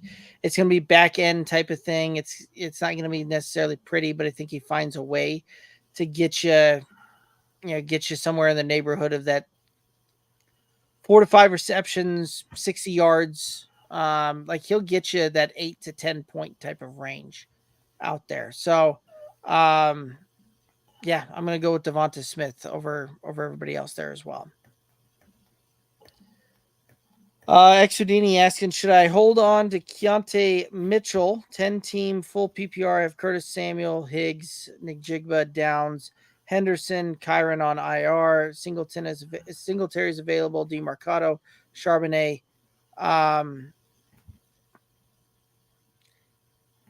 I know Terry's been in the chat just pumping up old Keontae Mitchell. I'm not buying it. I'm not. I don't know that I'm gonna put my eggs in any of those eggs in my basket. Yeah, if there's a 12 or 14 team, I think maybe it holds a little bit more, but in a 10, no thank you. Like, I'd go ahead and drop him and Singletary or DeMarcado, probably Singletary, just because I think he has more season length sustainability. DeMarcado's, some potential run here for the next couple weeks before James Conner comes back. Right. I said if the Ravens do get Derrick Henry, he'll for sure drop him. Again, if the Ravens go out and get Derrick Henry, like I don't see how they're planning on working that one. Like I really, really don't. Like Lamar Jackson's gonna have to start taking a whole lot more snaps under center for that to really work out there. But hey, I could be wrong. All right. I think Derrick Henry would learn how to play out of a deep eye or a shotgun if it meant being on a winning football team. Well, that's also probably true too. Very well could be. All right. Houston Texans, Carolina Panthers. The Texans favored by 3. The over-under on this one is 43.5. What are your thoughts here? I like Houston. I really like the push, but we'll say Houston will have the push to cover. I'm going to take the over here. I think these teams find a way to put some points up, right? The first matchup between CJ Stroud and Bryce Young as the top 2 picks in the draft. These two will forever be kind of measured up against each other just because of how this draft went and where they were taken. And this is kind of the first snap. Stroud's been playing better year to date. We called that here on our show for a long, long time. This was not a surprise to us. However, I shouldn't even say however. There's no however. This is one of the few times we agree on this week, Derek. We've been on the opposite sides a lot this week. This is one of the few games that we are the same throughout. Houston and the over. I think they're going to find a way to just get over this 43.5. Yeah, I think you're right. I think we're going to see an over on this one. Not going to surprise me if we see this one end up 20, 24, 21. That really just kind of seems like that score is going to hold right. And like you said, the push seems about right. I think that's also true too, but I am going to take Houston on this one. Carolina is supposed to be getting Miles Sanders back, which hopefully that comes to fruition here. But I do think that if he comes back, if he plays, that he will actually have an okay game as far as his props concerned. And part of that is his prop is 35 rushing yards. I think he can get that one done. I'm going to take Dameon Pierce over the 13.5 rush attempts, right? So much of the public is on this Devin Singletary train. This is a clear sign to me to pivot and go back to fundamentals. And that is Dameon Pierce has outsnapped Devin Singletary for 5 out of the 6 games that they have played. I am taking the rule, not the exception here, over 13.5 attempts. Fair enough. Terry asking, would you trade Bijan, Puka Nacua, and Calvin Ridley for Saquon Barkley and Tony Pollard? Full PPR lineup would be Dak, Lamb, Kupp, Pollard, Barkley, Engram, Walker, Flex 1, and Dell Flex 2. I think I do this. I think I do this deal. I can tell you as a guy that has both Bijan and Pollard on the actually it's funny. I've got everybody but Barkley on that home roster in the home league there, right? With Bijan, Puka, Ridley, and Pollard. But I'll tell you there's really not much, at least in that league, there really hasn't been much separation between Bijan and Pollard there. Puka, I really like that one. Ridley's a guy that, if you can move off of that move off Ridley, you need to move off of him. But the lineup that you're showing down here, I really like that lineup. I think I would do it. I think I'd do it. Like that would be that's a team that when you look at that one going down the stretch, right? Like Puka Nakua's a deal in there, but the fact that you've already got Cup, you don't want to be putting two guys in there on the same offense type of thing there. Or at least two wide receivers from the same team there, right? Like you wouldn't be thrilled about starting Godwin's and Evans, even with the. Yeah, and Terry's been savvy enough. We know he's going to be able to find some gem on the waiver wire, right? That's kind of stashed away yet that he can add in for that roster spot that he's freeing up here. Hopefully, receiver, right, to kind of give you just a little bit more depth. But I think I'd do this deal. I think it's worth it. Yeah, I like it. What is that? Mama W Bessie over on Twitch asking is this live? Absolutely, it's live. We're live Friday night talking football. Let's go ahead and hit this one up. Terry asking, do you guys think that Henry will get traded?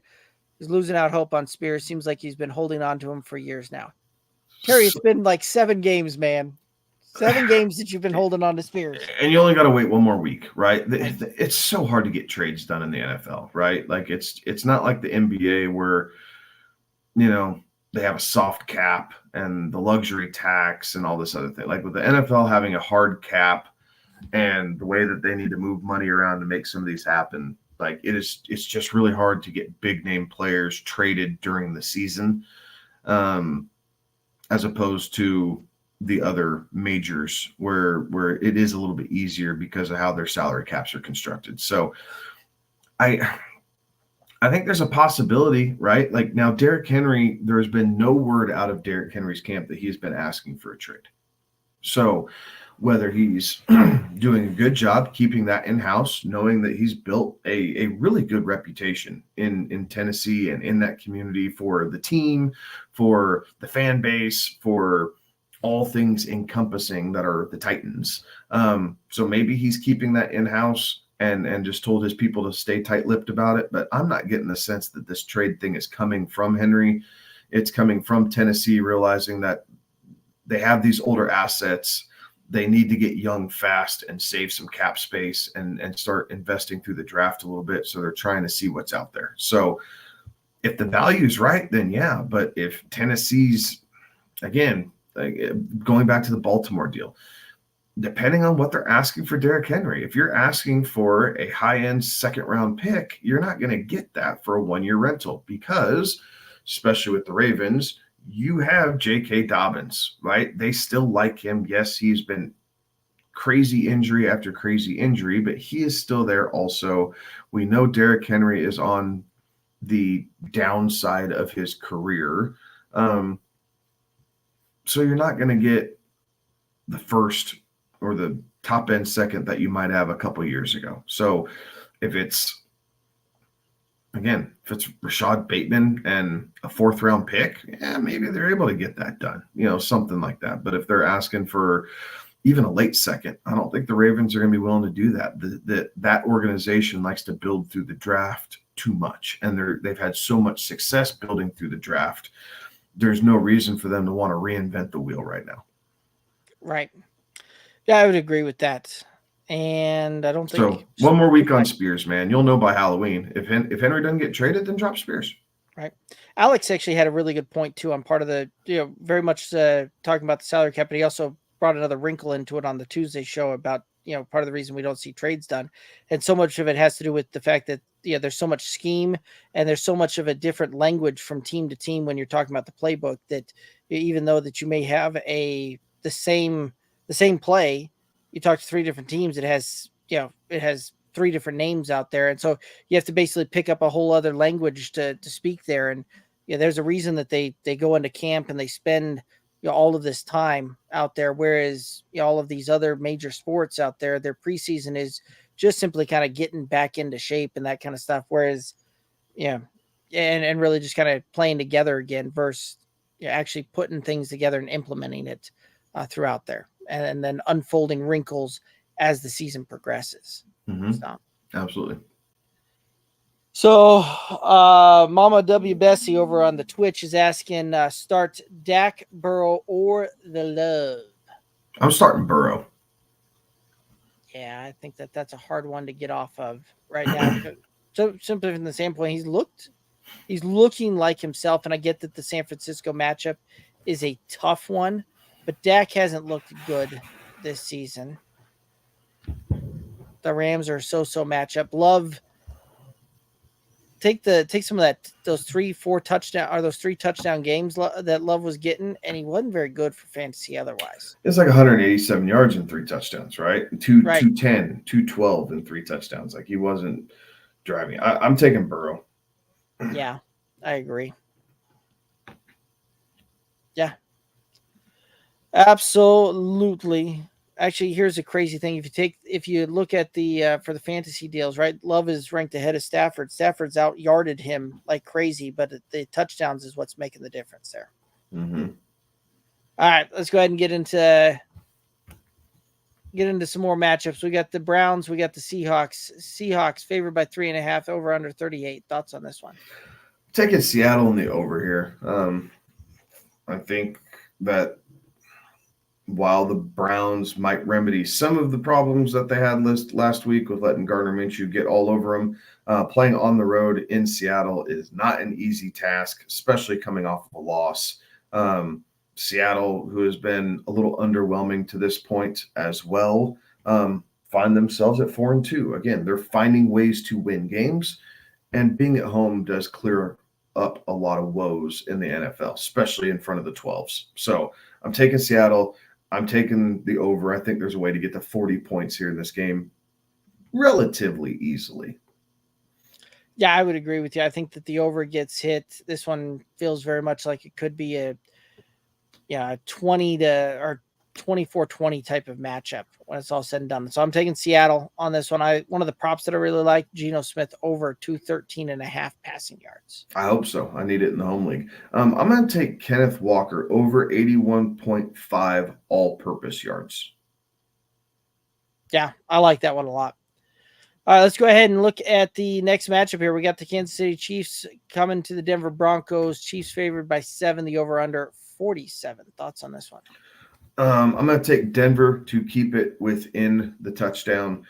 They've done a good job keeping these games fairly tight with Kansas City. They will have the home crowd assisting them. They're coming off a win, which I do think helps their morale here a little bit. And the defense has been playing better the last couple weeks. So it'll be interesting to see what each team held back a little bit with, only seeing each other 2 weeks.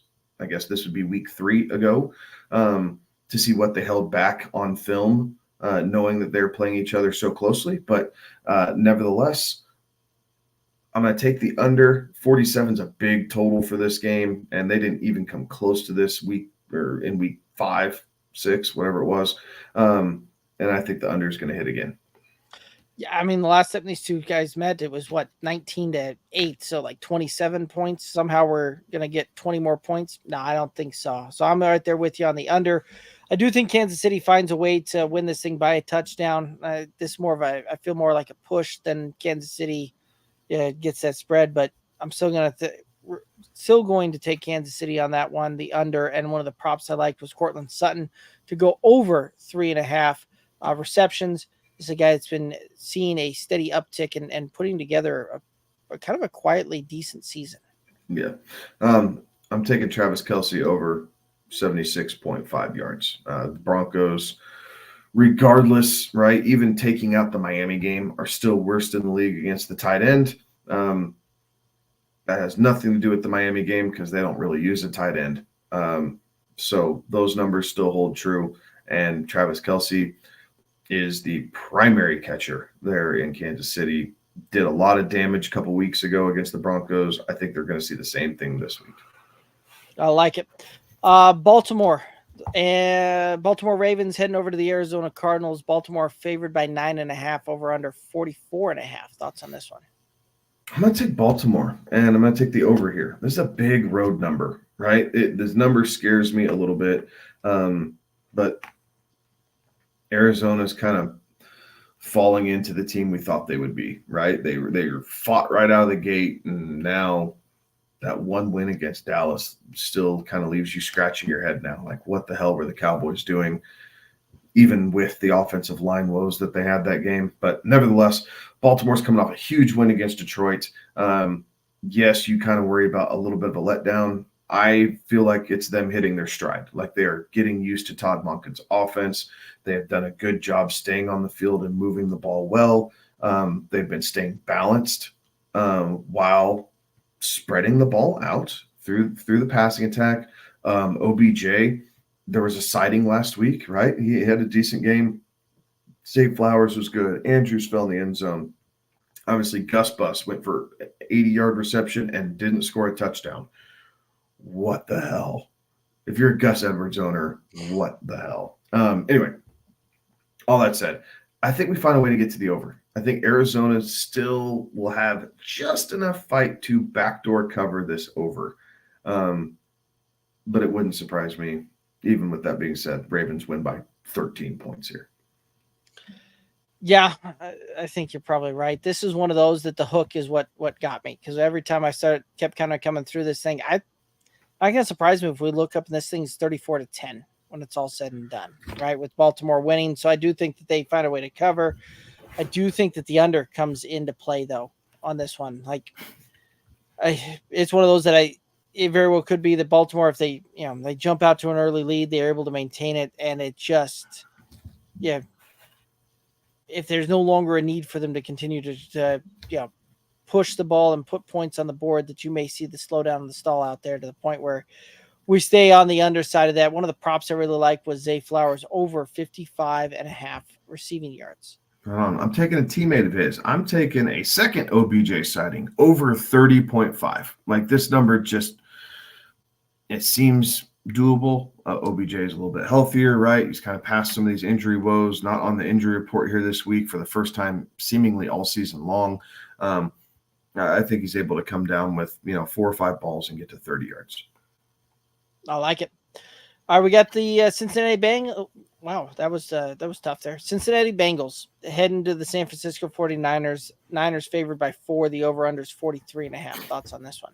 I'm taking Cincinnati. I don't like this number. And really, if you're looking now, San Francisco's -5 now in a lot of places, right? So even better if you're liking the Cincinnati side. I think they're able to do it. I think, again, Joe Burrow's being healthy. We saw what Jordan Addison was able to do against this secondary a little bit when the offensive line holds up. I think that because Cincinnati has multiple receiving options, it should give them some ample opportunity here to hit a couple deep shots and make things very difficult, whether it's Brock Purdy or Darnold at quarterback. It is going to allow them to stick inside this game. Now, the Niners are the Niners, right? It would not surprise me if they find a way to win. And because I have this over, I could see this being a 24-23 game, right? With the Niners kicking a last-second field goal to win. So none of that would surprise me, but I do think Cincinnati keeps it within the 4 or 5, depending on where you're able to get it. Yeah, I do like the Cincinnati to cover this, to stay within 3 points on this thing. One of the ones that I keep coming back to is the under on this one, especially if it's Sam Darnold, and that's kind of where it kind of keeps looking to every time I look into this one, that it looks like Purdy may not clear the concussion protocol. So I'm thinking that we're going to get a Sam Darnold sighting, and quite frankly, I don't trust the Sam Darnold-led offense to put up more than about 17 points. So I have a hard time believing that we're going to see see us get over that 43.5. So I'm taking the under, Cincy to cover. One of the props I really like was Joe Burrow to go under 6.5 rushing yards. Joe Burrow has gone under his rushing total 6 straight games. I like that. I'm taking George Kittle over 43.5. Debo being out helps the George Kittle aspect. And I really like it if Sam Darnold plays, because George Kittle has averaged 18.5 fantasy points each of the last 5 first-time starting San Francisco 49er quarterbacks. Interesting note. So if Sam Darnold You had gets, to dig for that one a little bit, didn't you? I definitely stole that from somebody, Okay. but I appreciate them doing the work. But yes, I found that extremely interesting. So I'm regurgitating it. It was not my own thought. But yeah, I was amazed by that and went back through. It's like, holy cow, whether it's Jimmy G, whether it's Brock Purdy, whether it's Trey Lance, whether it's Nick Mullins. And I feel like I'm missing someone else there, but it doesn't matter. 18.5 fantasy points is what he's averaged in their first start. So that tells you that Shanahan schemes the game plan down, keeps it in tight, right in front of the quarterback, easy throws, use Christian McCaffrey, use your tight ends. There you go. And I like it. He's also saying that Brock Purdy is going to get cleared. There's a full participant Friday. He'll clear concussion protocol tomorrow, and he'll play Sunday. If this is the case,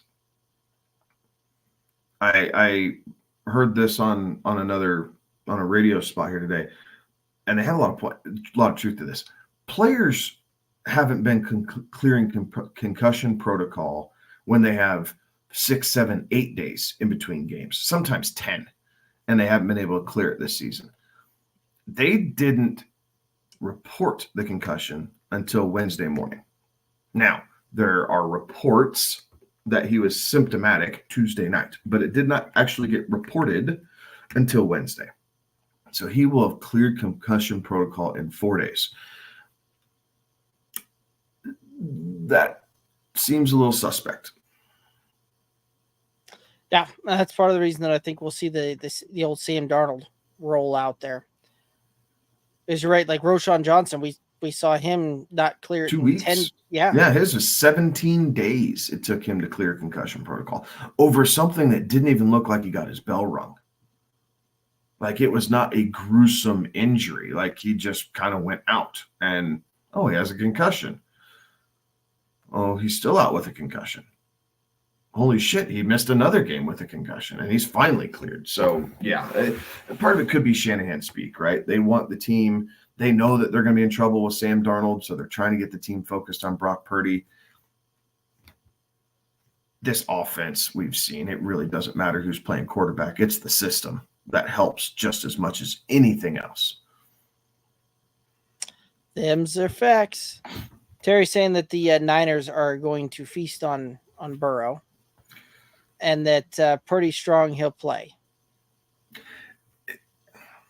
I mean, we'll see. Yeah.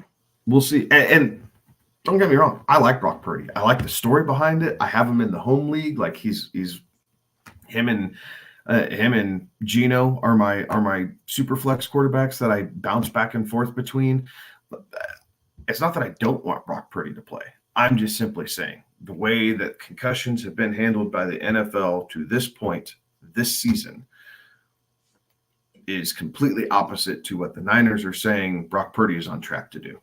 Like he would be the absolute exception, and everyone should be raising their hand and going, what the hell? We saw this with Tua last year. Like, are we mindful that this could possibly happen with Brock Purdy again?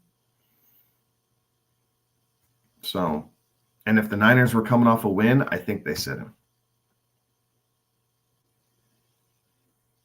Fair enough.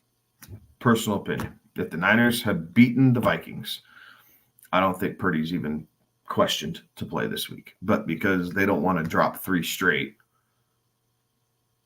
they still think he gives them the best chance to win, even though he might be seeing 6 Brandon Ayuks.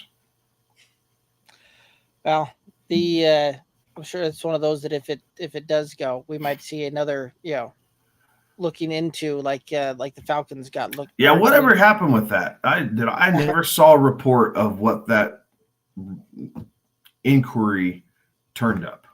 Right, I haven't seen anything either, but I don't know how in the world that Anyway, that's a whole other topic. We'll get back on track here a little bit. That was shenanigans. Yeah, I'm still not happy about that one. Straight shenanigans. You still smoked Alex, man. You didn't need that. Yeah, anyway, I don't know how that one happened, but just because his team is not very good this year. Yeah, his team had he refuses to trade to make it better. So, all righty, let's go ahead and hit up the next matchup here. We got the Chicago Bears going to Los Angeles Chargers. The Chargers favored by 8.5. The over/under 46.5. Thoughts on this one? I'm taking the Chargers. The Bears beat up on a really bad, really vulnerable Raiders team last week. Yeah, they might be feeling themselves up here a little bit, thinking that they're a little bit better than what they are. The Chargers, yes, they're 2-4. They have almost the same record. Their level of competition has been much greater than what the Bears have faced, and Kellen Moore will have something in store for a really bad pass defense in Chicago. Fair enough. I just can't. I can't believe that Brandon Staley's not going to do something along the lines to make this to the point where he's going to shave. He's 11-0 when he's clean shaven. Did you see that meme this week? I didn't. When Brandon Staley, as the Chargers head coach, is clean shaven, he's 11-0. When he has the scruff or the beard, he's something like 3-14. I don't know why you would ever have scruff for a beard. Like at that point, I'm making sure that that's simple, right? You just go. You bring the barber in. You make sure you are clean. Right. I was gonna say, if nothing else, I'm keeping the little electric razor on the desk and shaving before we hit the field. I think it's because he got tired of everyone telling him they looked like he was 12, and so now he looks like he's 60. Like that beard seriously aged him 20 years. I was like, oh crap. Sorry, this is the weeds. Yes. Anyway, so I can't imagine that he's not going to do something that's going to make this thing where it's a one possession game. So I can get down with the Chargers winning by 7. Anything more than that, I'm going to go with the Chicago side of it. So I'm going to go with Chicago on this one. I am going to take the over. I think that we see enough done by both of these teams that we're going to see some points put up. One of the props that I really liked was DJ Moore over 4.5 receptions. I actually really didn't like the props for this game very much. Like I was not blown away by any of them, but then I realized, Keenan Allen's a stud and he's really the only pass catcher that is consistently, well, I shouldn't say that. He's the healthy stud, right? So over 7.5 receptions for Keenan Allen. I think he has a monster day against a really bad secondary. Fair enough. Terry saying, breaking news, Bijan is questionable for Sunday with a case of the tummy issues. That's funny, Terry. That's just funny. It would have been great to know heading into the game. Like then we can at least gamble. Is he going to have a flu game or is he going to, sit it out? Yeah. Or is he going to, have the game that we saw? All right. Monday night, we got the Raiders, the Lions. Lions favored by 8, over under 46. Thoughts on this one? Taking Detroit in the over. I think they're gonna jump out. They're at home. The offense runs better at home, but I do think the Raiders are gonna be able to push late through the air, and that's where the Lions are a little bit more susceptible. So we do get to the over, but I think the Lions are going to end up covering this 8. Like it would not surprise me to see 30-20. Yeah, I could see that one as well. I like Detroit. And they play very well at home. The Jared Goff home road splits are insane when you look back throughout his career. I do like Detroit. I do like the over on this one. One of the props I liked was Jameson Williams to go over 24.5 receiving yards. This was one of those that's, for Jameson Williams to see the field more, right? Like we've been seeing him kind of ramp up on some of his snap share, some of his route run percentage, all of those types of things. Marvin Mims stepping away from the Lions. Jones. Yes, I said Marvin Mims, didn't I? Anyway, Marvin Jones Jr. stepping away from the Lions there. I think actually opens the door a little bit for Jameson Williams to see the field a little bit more route run, route participation, snap share, all of that good stuff. And I think that this can get done. This is a number that can get done in one play. No, absolutely. I'm going to take Max Crosby over 0.75 sacks. Because Max Crosby is just a beast. And I again, one play, right? This could get done first play of the game and then just be done with it. It wouldn't surprise me to see this one hit in the first quarter. So I like it. All righty. Well, that takes us through the matchups there. Guys, if you have any questions, comments, anything like that you want us to hit up, put those in the chat now and we'll hit them up. And if not, we're going to call it a night. Kevin, what final thoughts do you have out there for us? Enjoy your last week of no buys for a long time. Everybody's playing this week. We had a full slate. It's not like that going forward. We now have bye weeks every week until week 15. So stupid. Yes. Co-sign on that. So, anyway. I'm salty about it, as you guys can tell by my opening and my closing. So other than that, hit us up. Let us know. We're happy to chime in, give advice at Good Old Boys FF on all the socials. Thank you guys for tuning in, chiming in, giving us something to talk about. We appreciate you all. Absolutely, and appreciate it all the way through, especially everybody throwing the stuff in the comments in the chat there. Absolutely a joy to get to interact with you guys. That's going to do it for us. He's Kevin. I'm Derek. Have a good one. Be safe. Toodaloos.